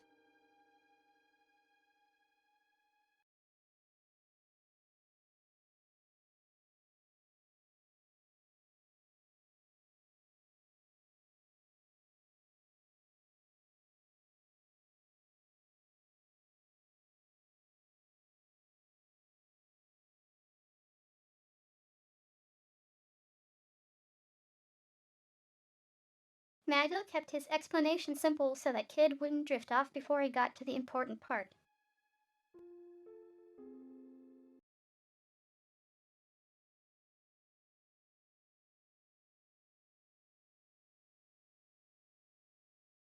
Huh? So what's it doing here then?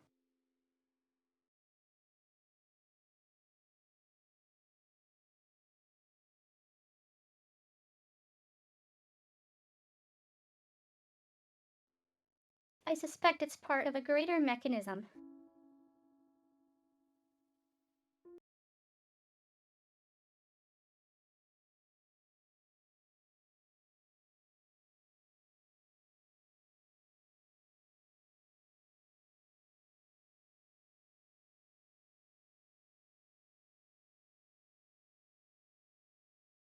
Stick your hand in its gob. Do your idol. Let's see what happens, shall we?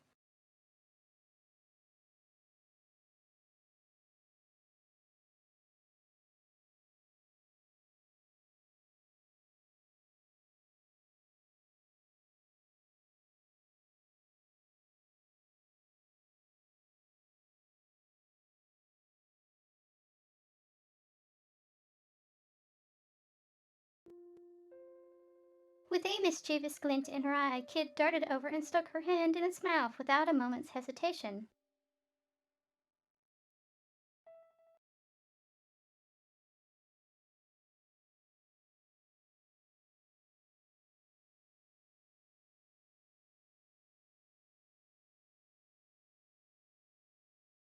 She stood there for a moment waiting, but it didn't take long for her to get bored.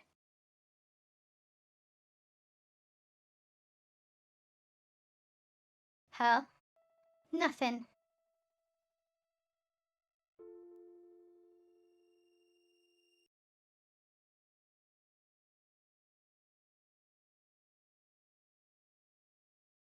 Suddenly I had an idea.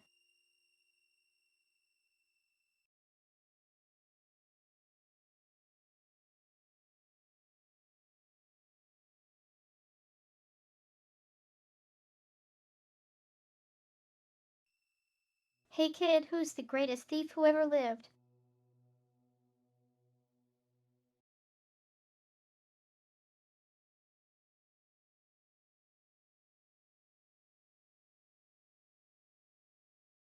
Ha!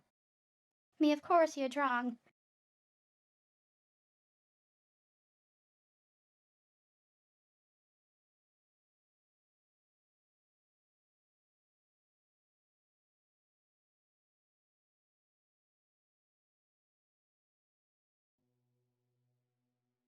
Kid answered without a moment's hesitation, and then suddenly her face twisted with pain.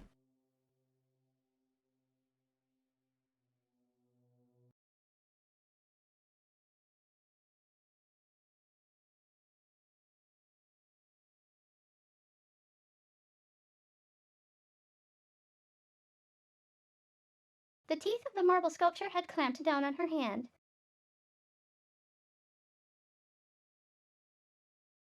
It bit me, she cried.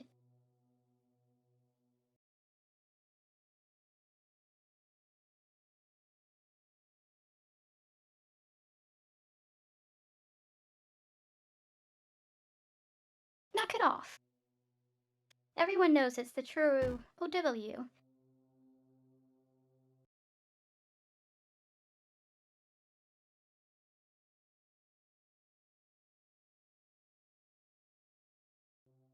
The sculpture bit her again as soon as she spoke.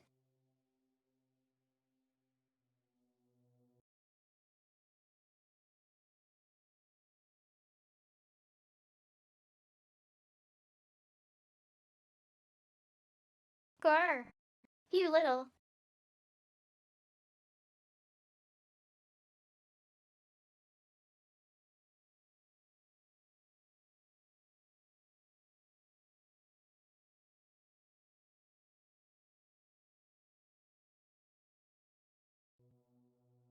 A cold sweat formed on Kid's forehead. The sculpture was tightening its grip.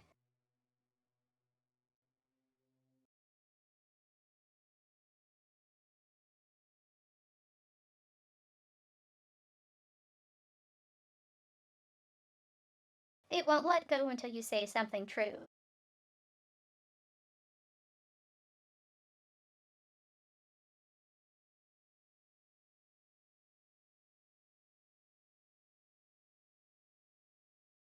Despite the obvious urgency of the situation, Magil was matter of fact as ever.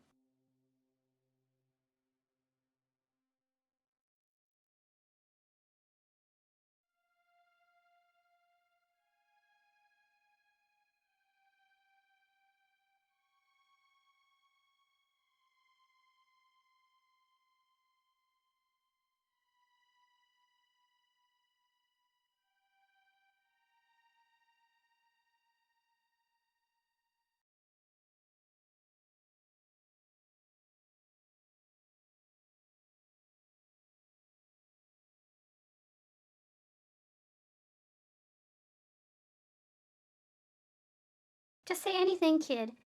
Anything. As long as it's the truth.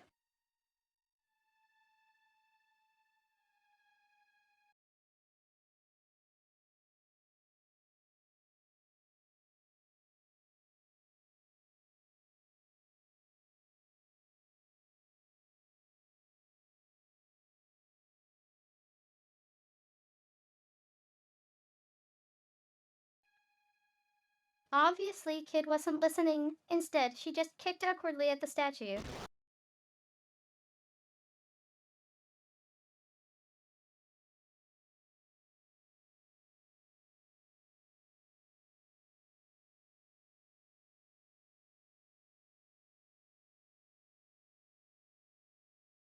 Why, Beardy, let go of me, bloody hand.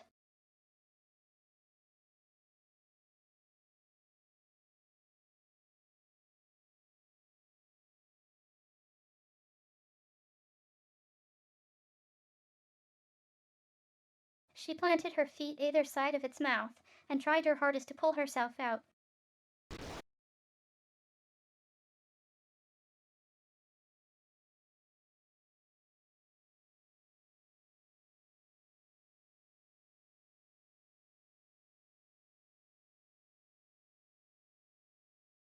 She heaved, heaved, and stamped, grunted, and strained.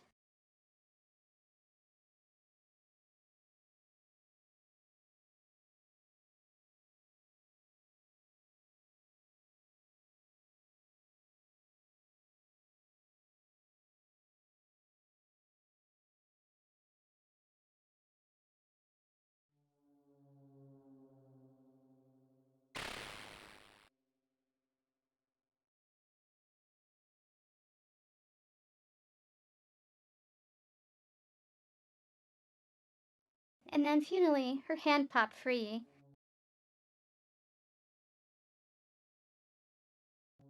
And then, finally, her hand popped free.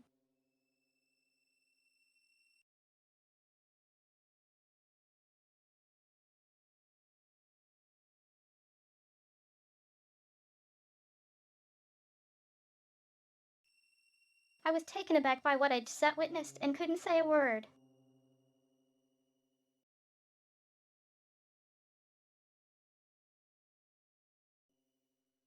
I was taken aback by what I'd just witnessed and couldn't say a word.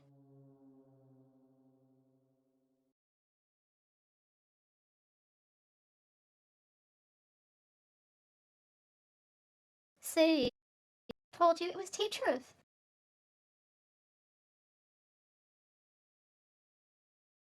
See, told you it was the truth.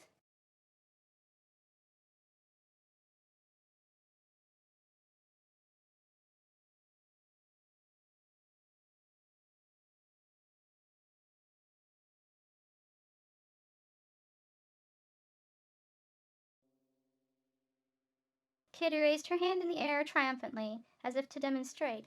I could see heavy bite marks.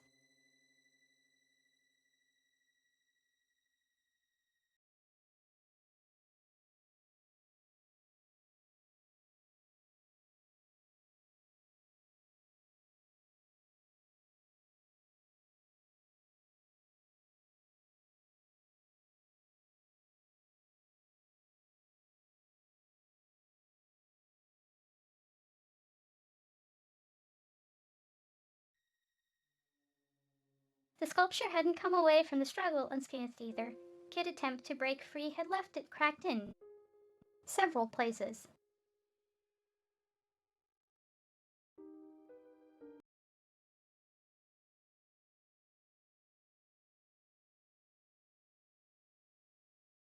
Magil pointed silently at part of it.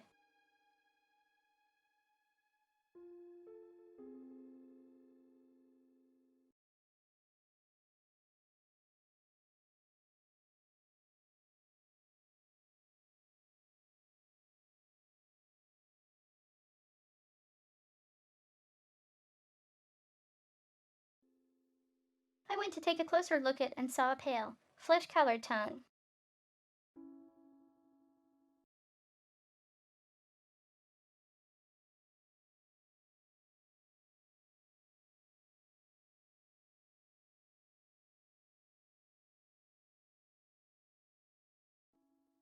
I expect we're supposed to put something there, commented Magil.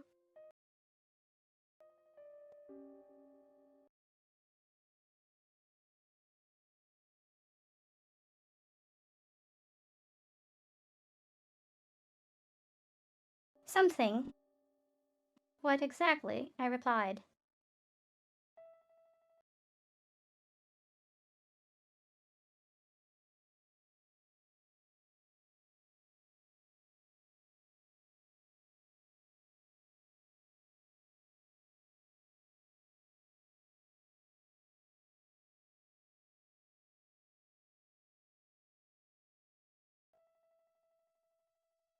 Kit stood there for a moment, lost in thought, and then she started to unload all the knickknacks she'd been carrying.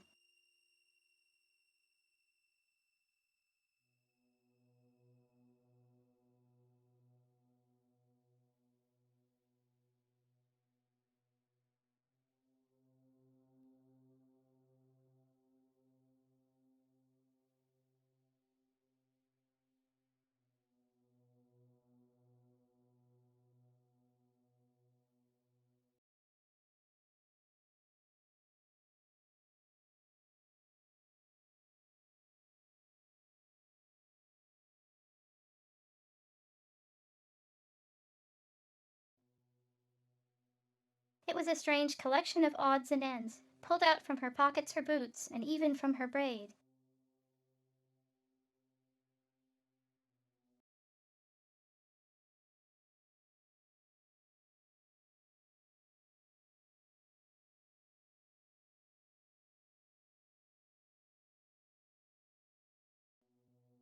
All right, Serge, now it's your turn to have a go at that stupid statue.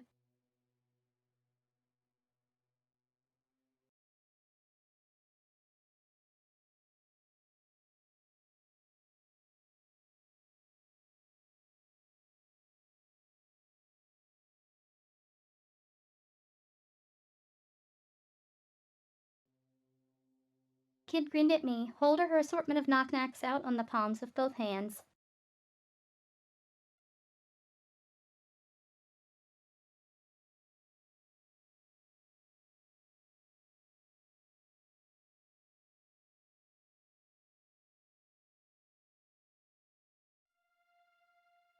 I guess she decided that whatever further horrors the statue had in store, she'd rather not.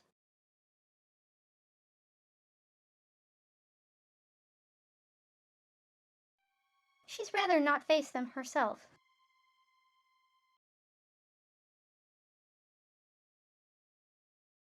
Nice kid.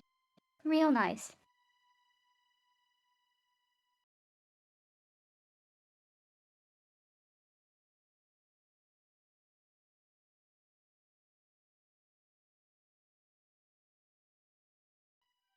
Grumbling to myself, I reached out to pick an item. I chose.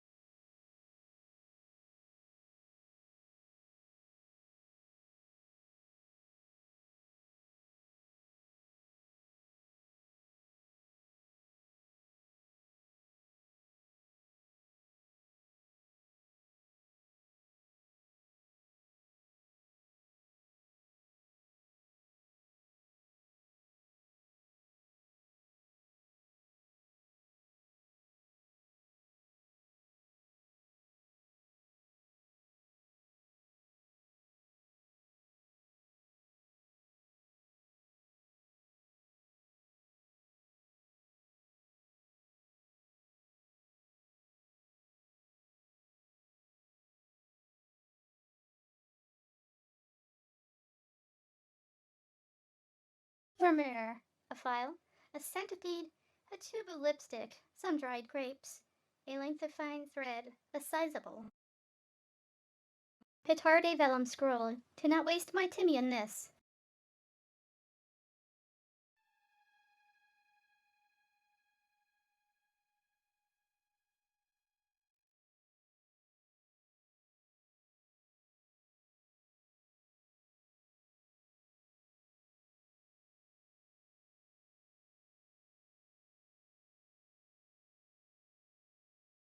I took the piece of thread, a length of very finely spun silk.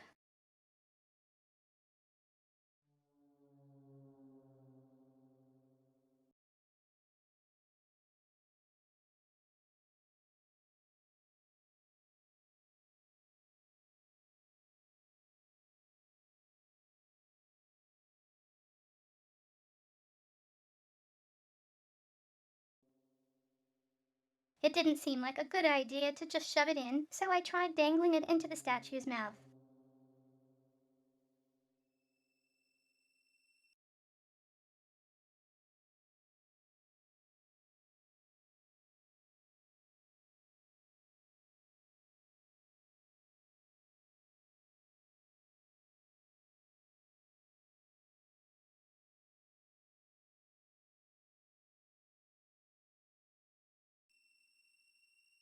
Watch yourself, that stuff ain't cheap. It's made by royal silkworms, I'll have you know.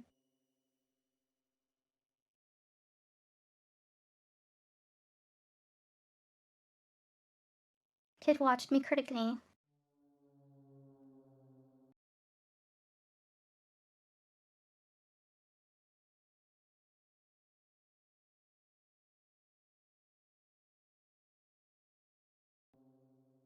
The thread slipped deeper and deeper into the mouth of truth.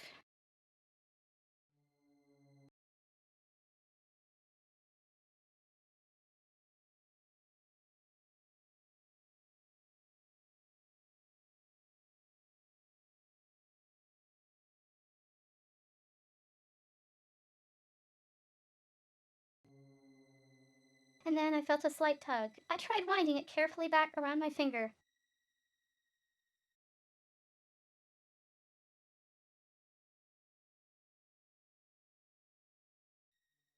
At the end of it was a small piece of paper.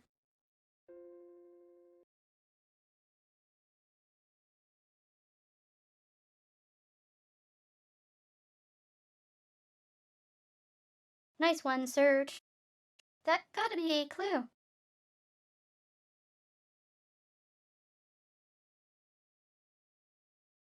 Kid's eyes lit up with delight.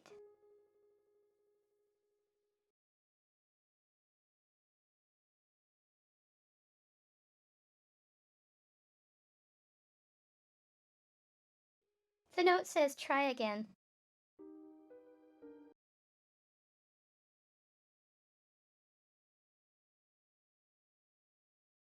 We stood in stunned silence.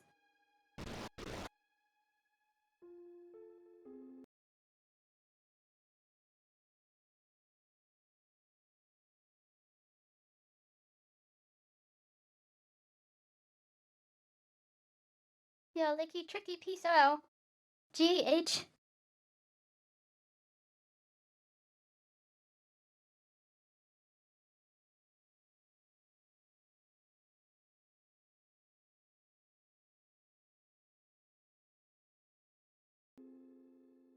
Kid ripped up the paper in a rage and threw it away, then started kicking the mouth of truth.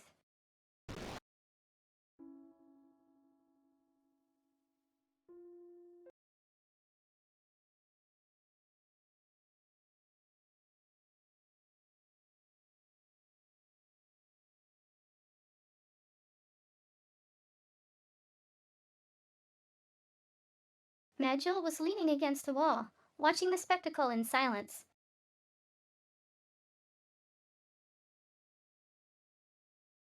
I'm guessing that wasn't the one, then what next? I show.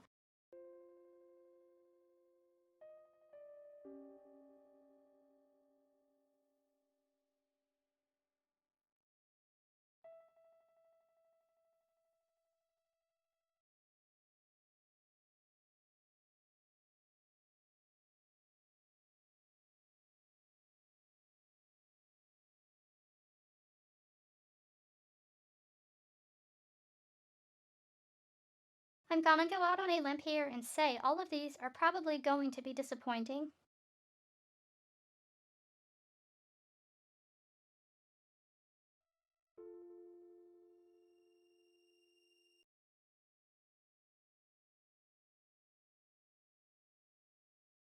I took the small silver mirror. I took the small silver mirror.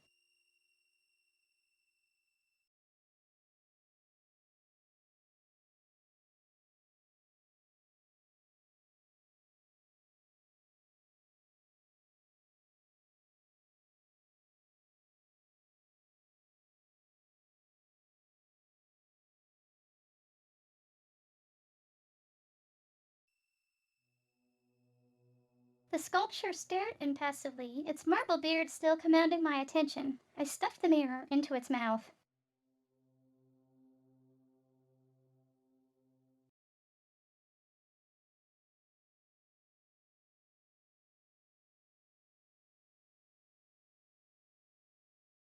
It didn't seem to be the right item for the jaw.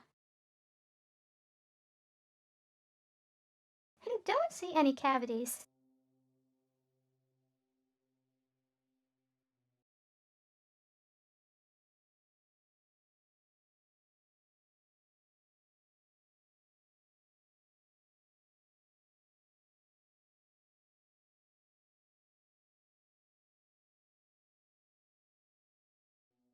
Yeah, you, very funny. Now give me favorite mirror back before that thing chomps it to pieces.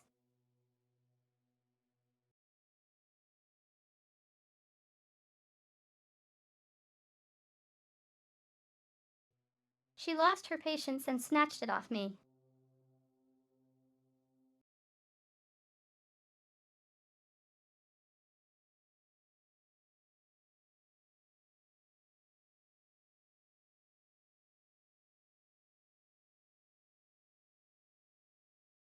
It was a rather nice mirror. I pictured her gazing into it as she braided her hair.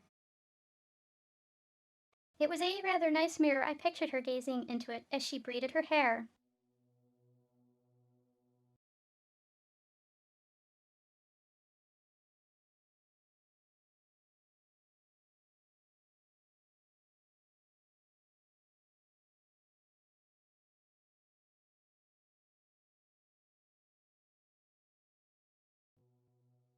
Do you want to try something else? Asked Magil dryly. I chose.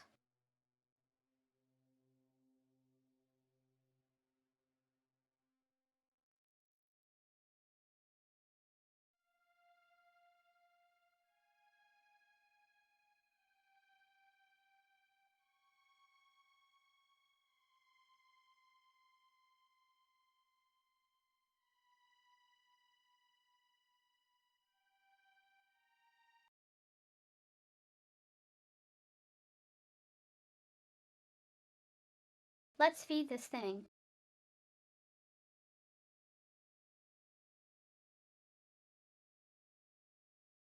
I took a small bag of dried grapes.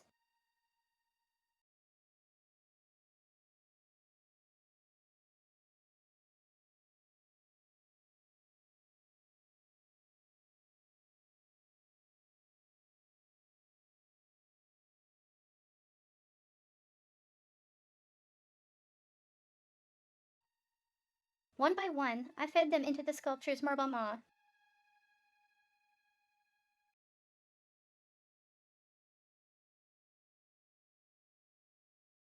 Much munch.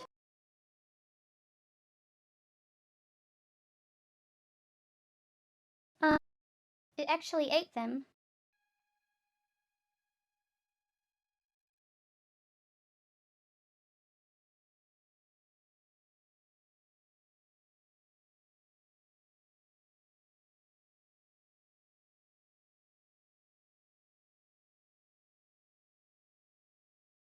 That enough, Surge?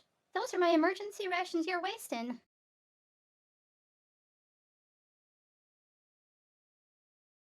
Kit snatched the bag from my hands.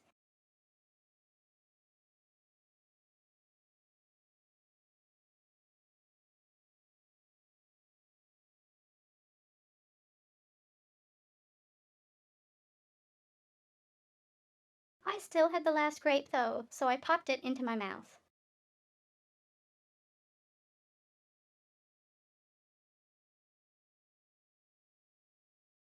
It was absolutely delicious.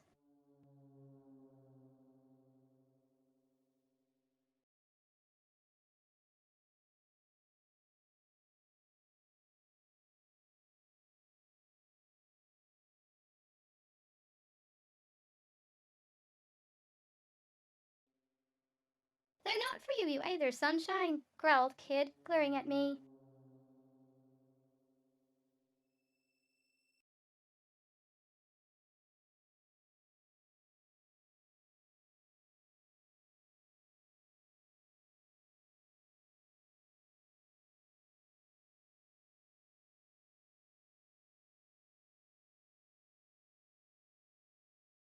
You gotta take this serious, sir, or should I leave you alone with Beardy here?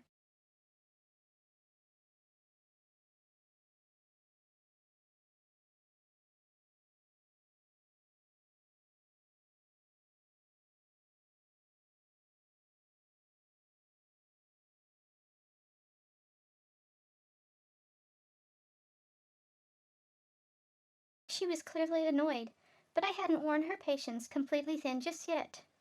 I decided to try something else. I chose.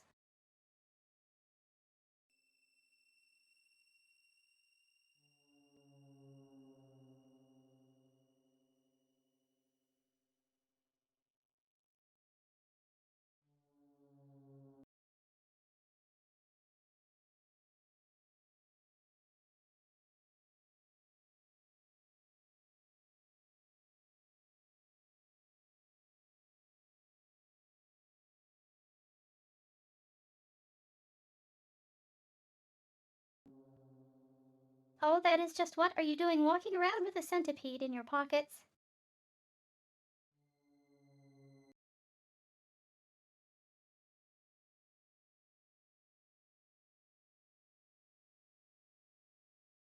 I reeled back in disgust.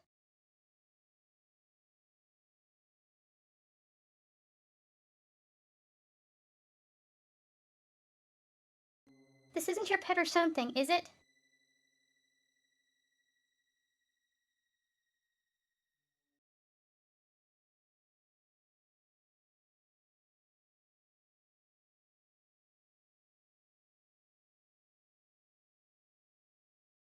Don't be thick, Serge. It's a toy, not a pet.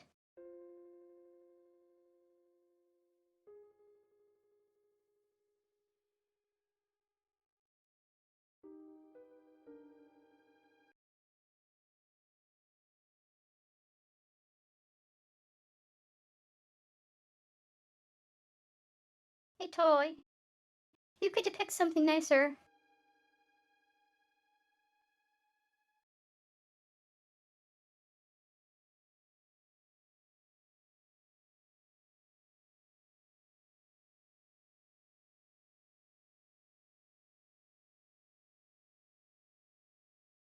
Did I ask nice? Nice for giving people nasty surprises? Hi, here.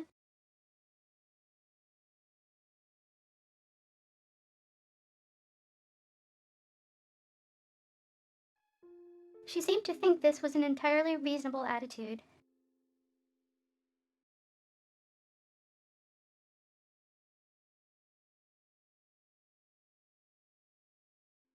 Entirely reason her, maybe to her.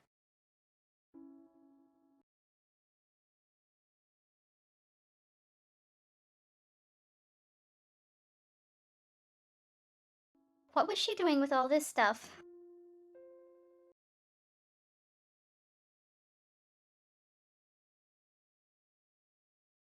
I reached for the rubber centipede.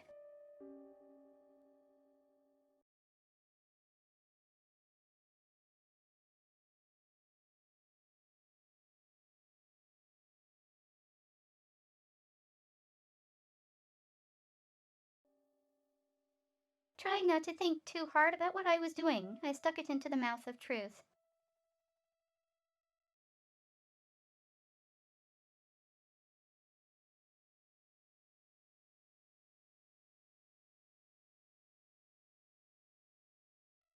Only for it to fall down the back of its throat.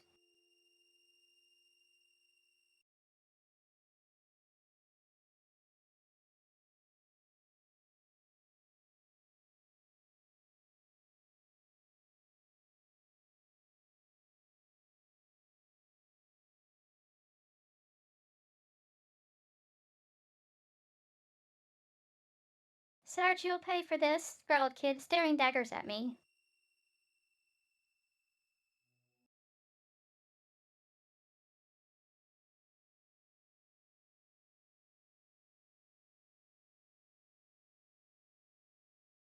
Yikes. I'll get it back, I promise.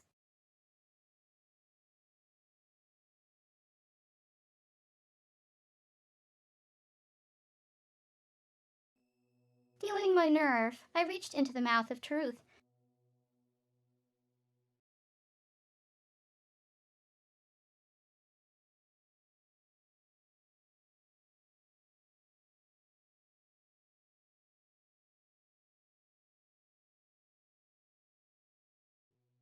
Suddenly, my hair stood on end. It was licking my hand.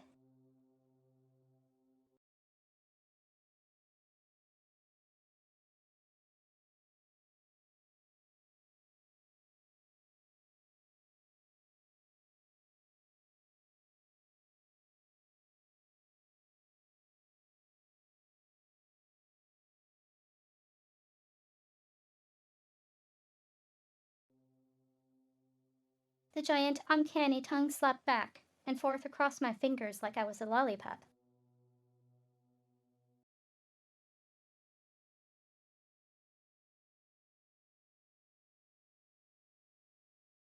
Arr! I'm gonna puke.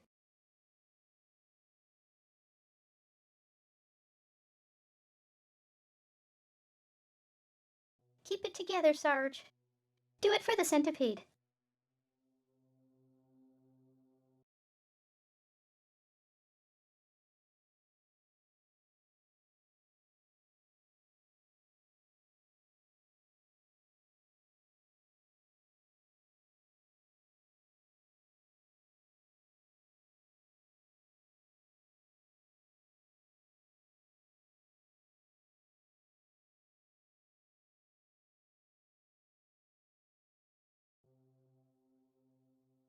Kid support didn't do much to help me, but I somehow managed to pinch the centipede with the tips of my fingers and pull it out.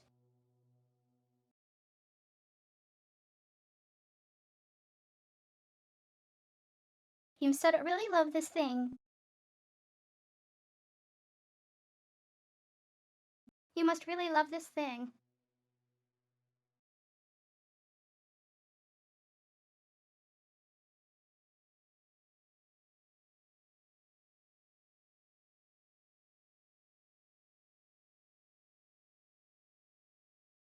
Ah, not really. I just hate to see stuff go to waste. I'm sorry, what?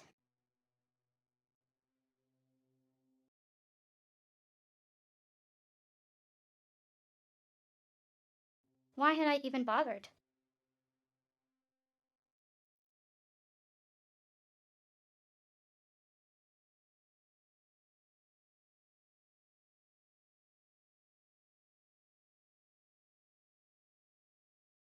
Well, no, not there either. Wanna try something else?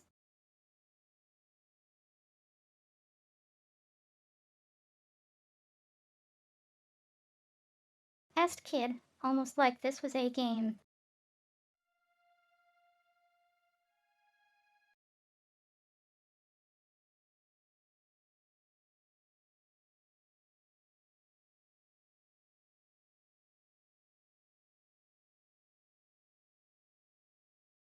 I just wanted this to be over with. I reached out for the next item and chose.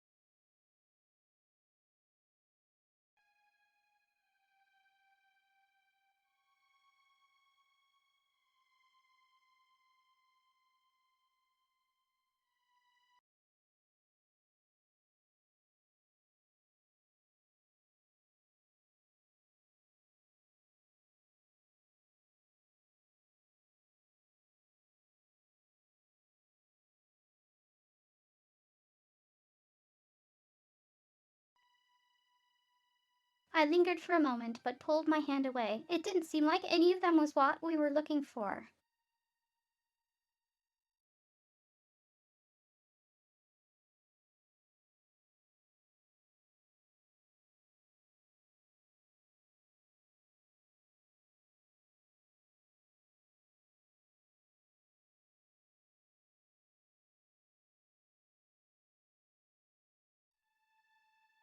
All right, let's just forget about it for now, muttered Kid, stowing all her valuables.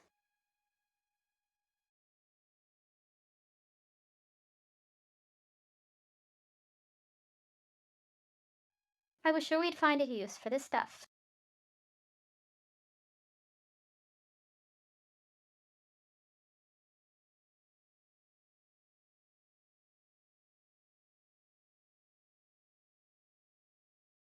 Whatever. Best a good move in A.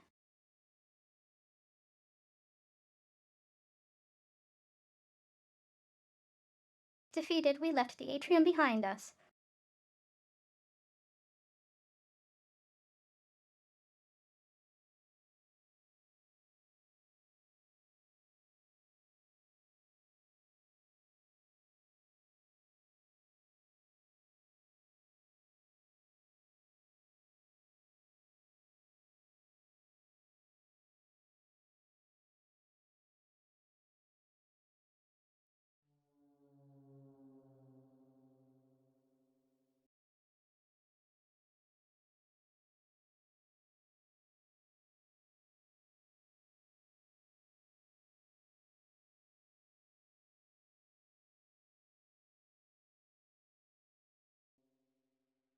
Leaving the atrium behind us, we immediately found ourselves at a fork in the path.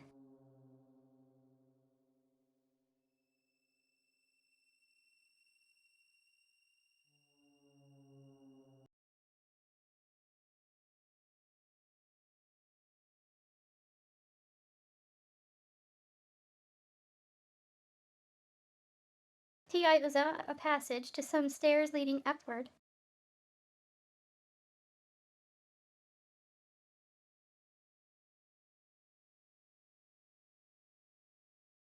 A dark passageway continued on directly ahead of where we stood.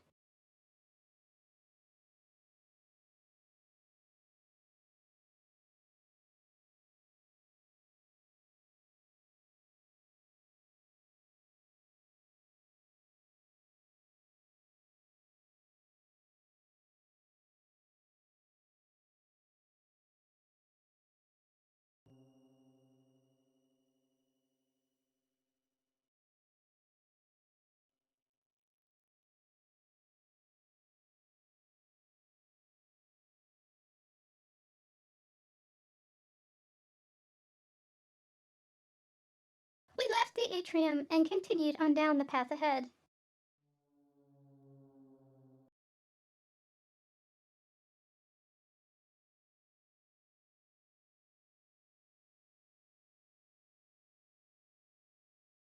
Eventually, we came across an ornate door on the right hand side.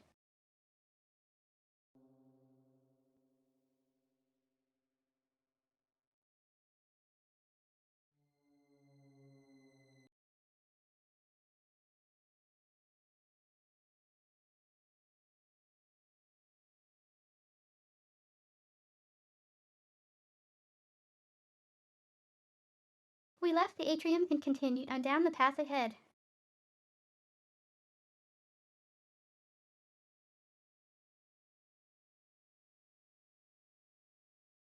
Eventually, we came across an ornate door on the right hand side.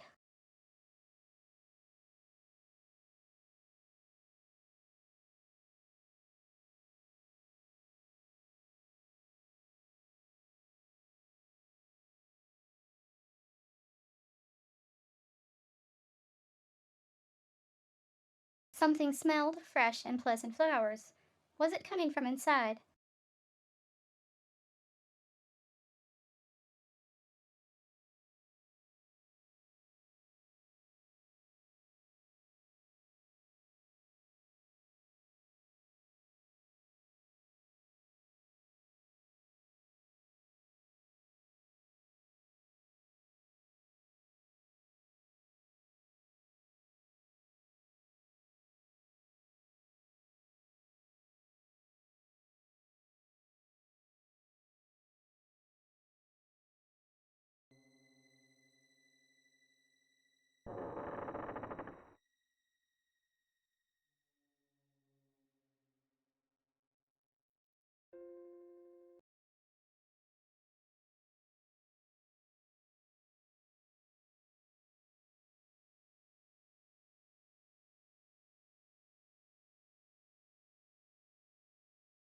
We found ourselves in a tidy, welcoming room.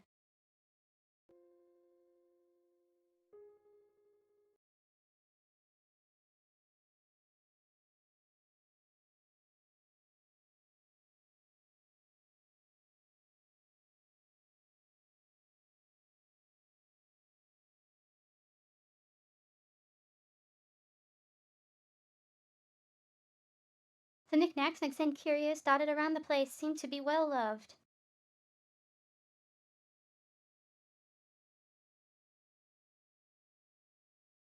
I bet it's Riddle Room.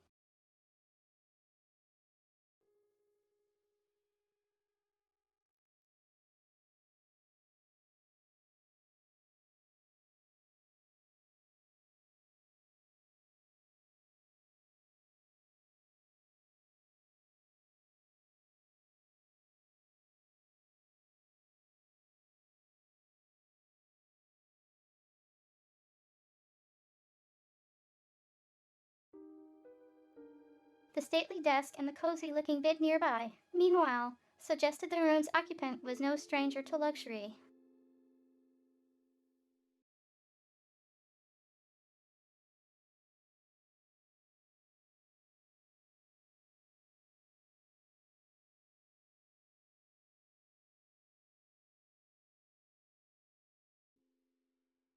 Though the room richly furnished, somehow it still felt awfully lonely.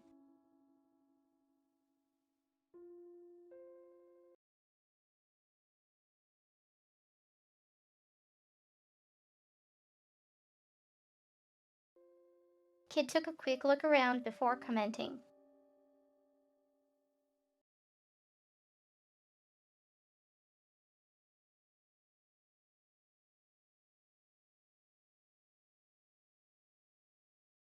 It's Link's girl's room.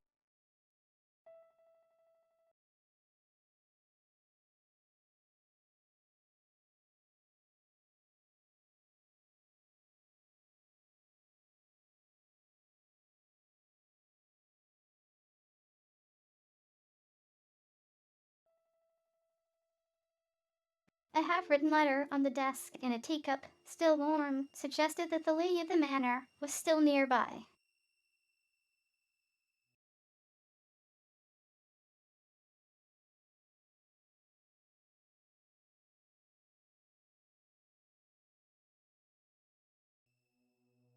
But it seemed that Eden was here now. We decided to search the room.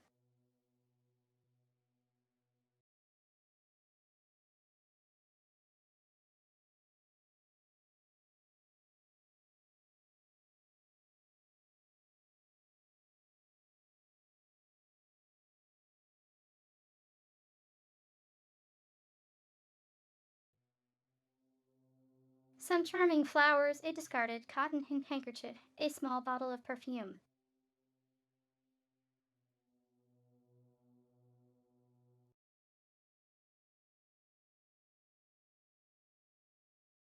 Do you see the sprites moving?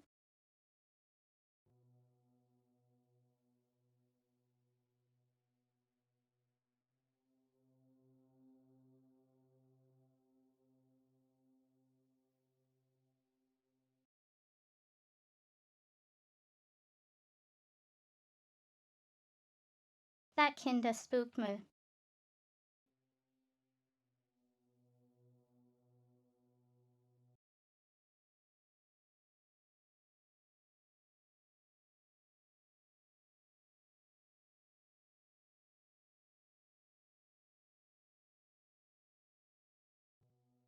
Nothing that meant much to me, nor anything that seemed particularly valuable.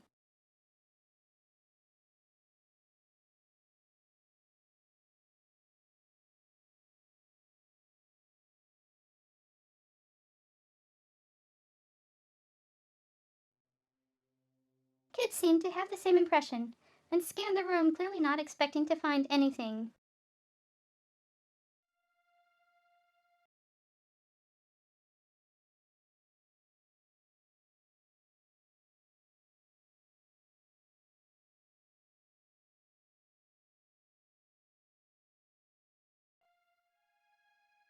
The only item of note was a small antique box, which bore a crest resembling a viper.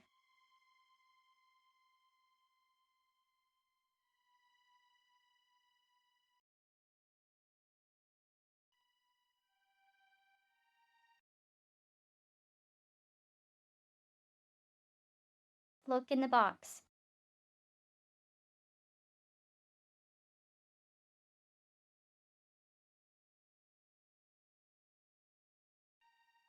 I picked up the small wooden box on the bookshelf.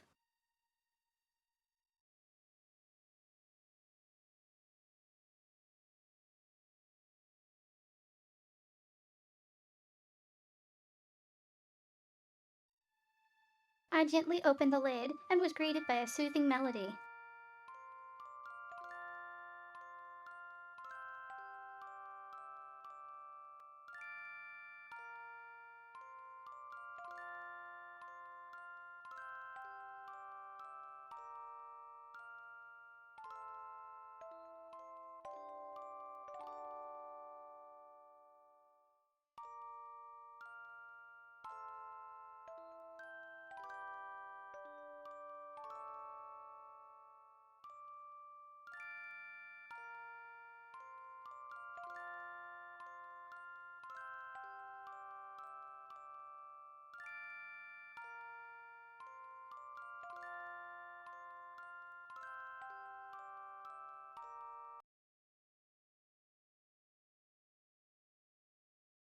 A music box. There was something about that song.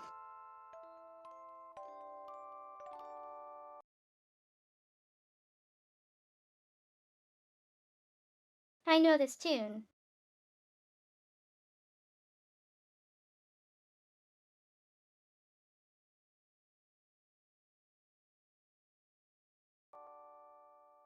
Kid was standing next to me, and I could see something had changed in her expression.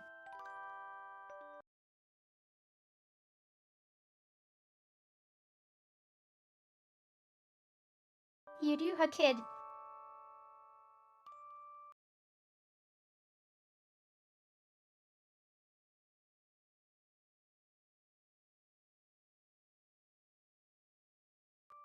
Someone used to sing it to me a long time ago.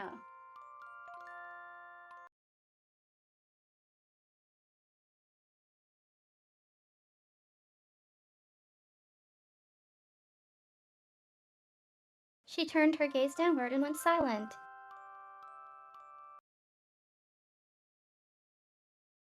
Kid.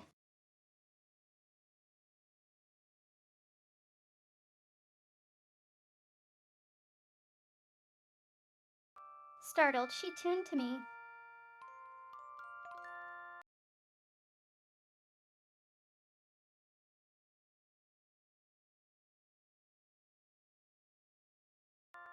Her eyelashes glistened as if wet with dew.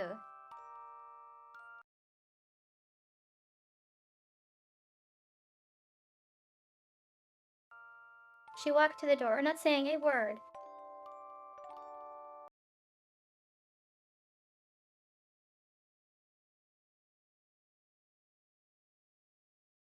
Hey, wait up.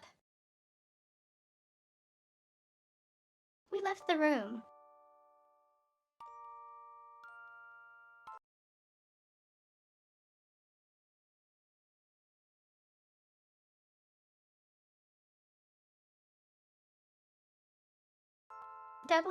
Was she crying? Was Kid crying? Maybe I was just seeing things.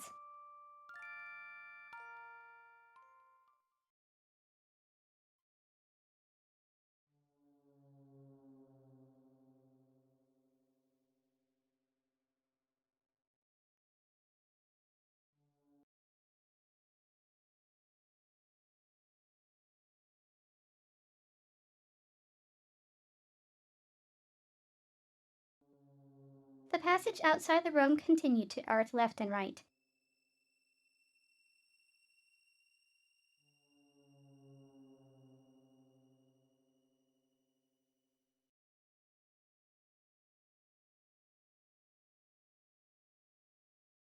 We're kinda going in circles.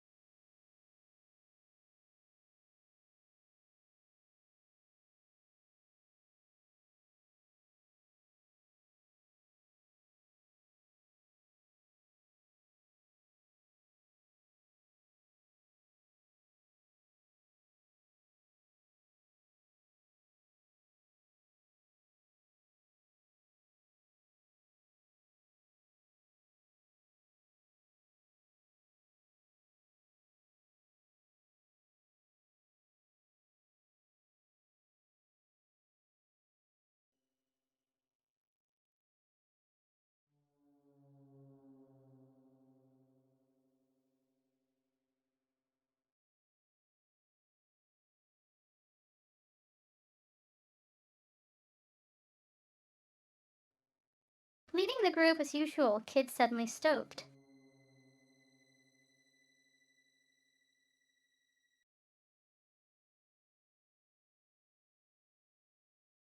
What, that?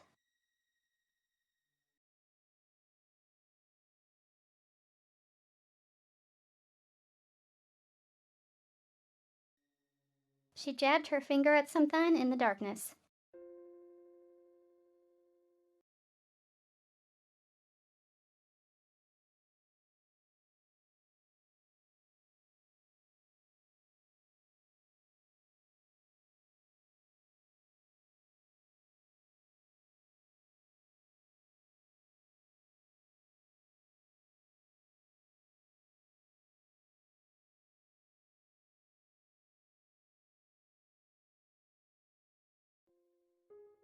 Straining my eyes, I could see a pale white bundle of something shaking in the shadows.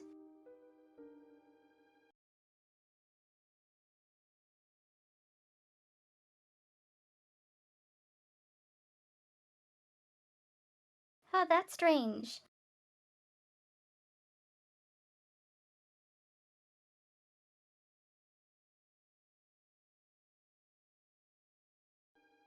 I moved in front of Kit to try to get a better look.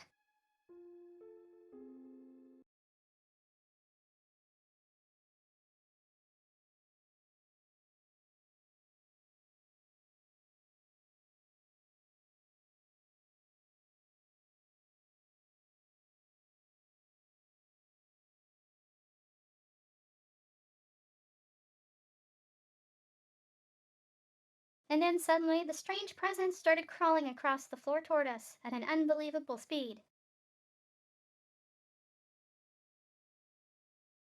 Oh no, it's Sadaka.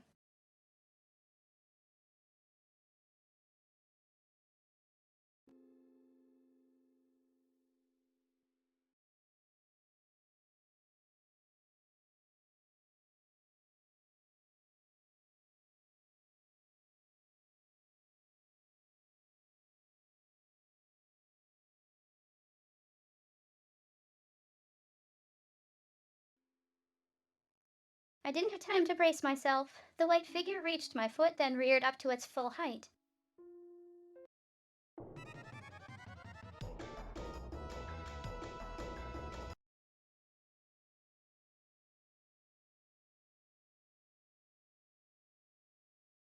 Oh, Ko can't join the party.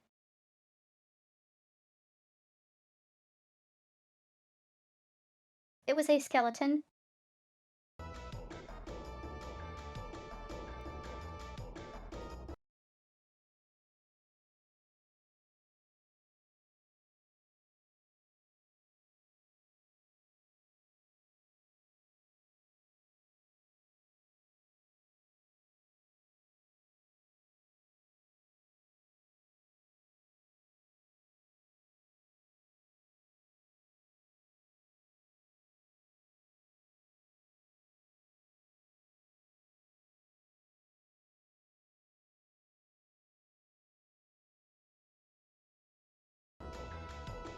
The skeleton and I stood face to face, its empty eye socket staring straight at Jay. Or seeming to, at least.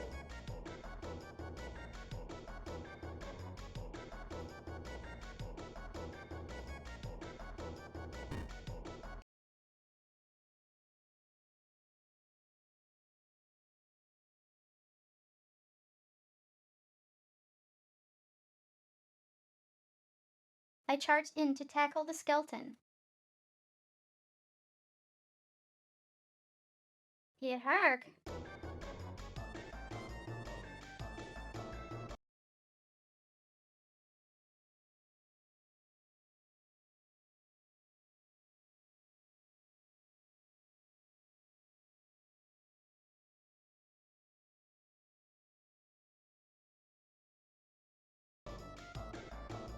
There was a crunching sound and a clattering of bones as the skeleton was knocked back by the blow.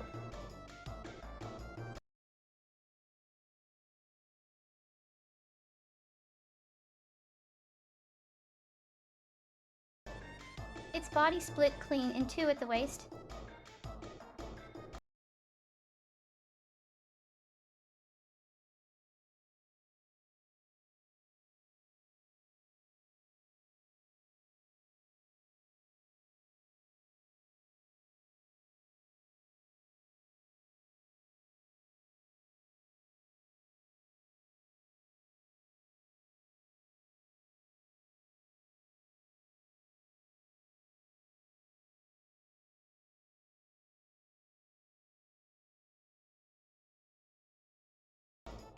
Better luck next time, muttered Kid dryly.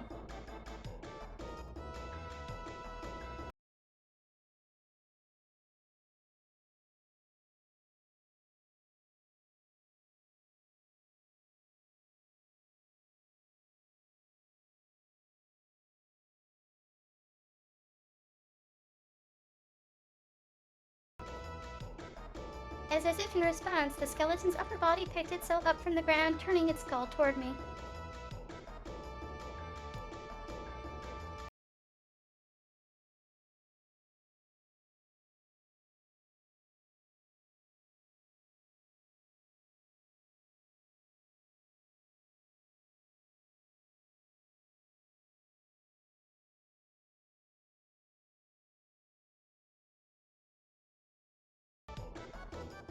Balancing its body with its left hand, it then pulled the skull from its head with its right hand.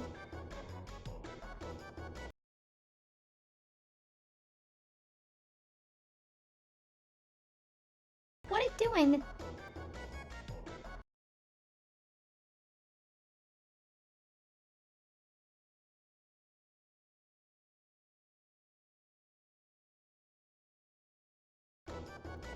Before I could get the words out, it heaved its skill at me.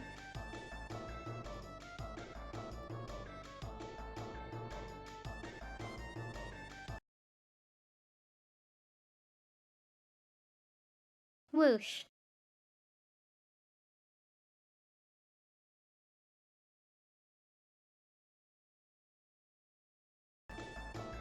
The skill sailed past me as I quickly stepped aside.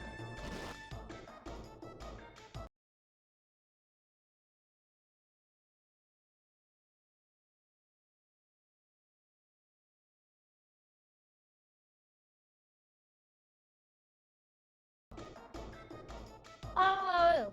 Only to smash into Kid, who was standing right behind me.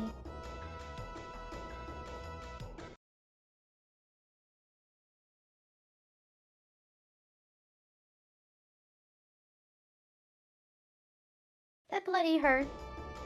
What did you move out of T-Way for?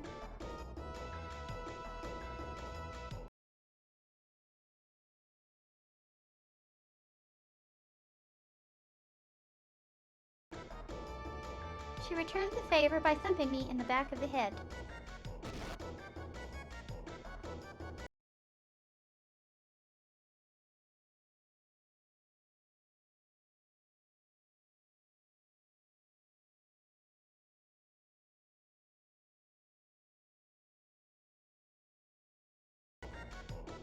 Maga walked over to where the skull lay on the floor and stamped on it, shattering it to pieces.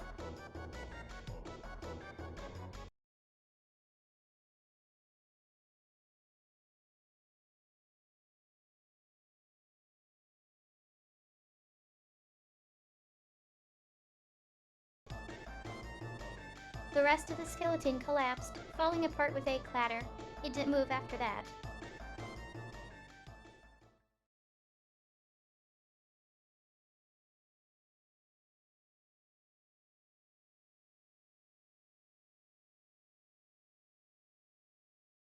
We're done here. Let's get moving.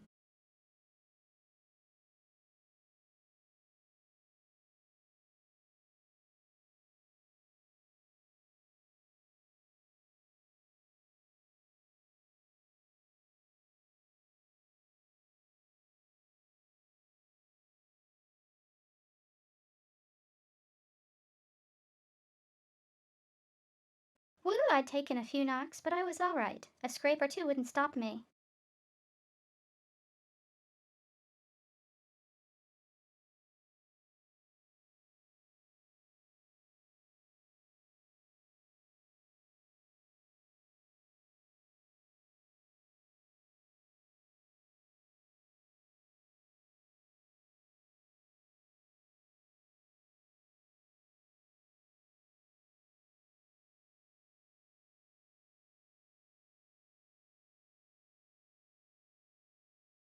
Maybe you ain't such a drongo after all.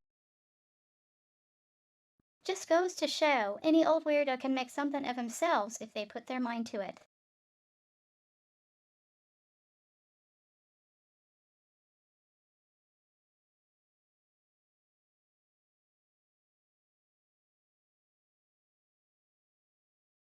Kid's eyes glinted with mischief.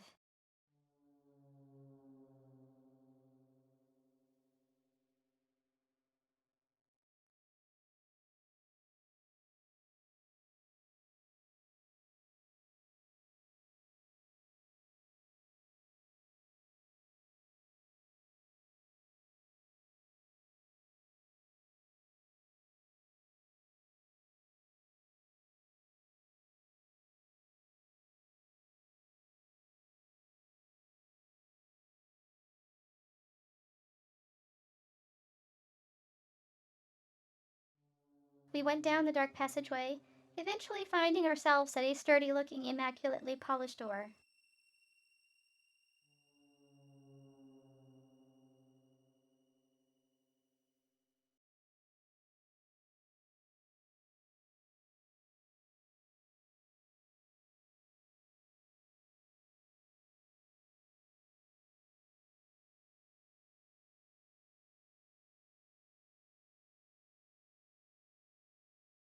Just as I thought. Something stinks here. I reckon we found the beast's lair, lads.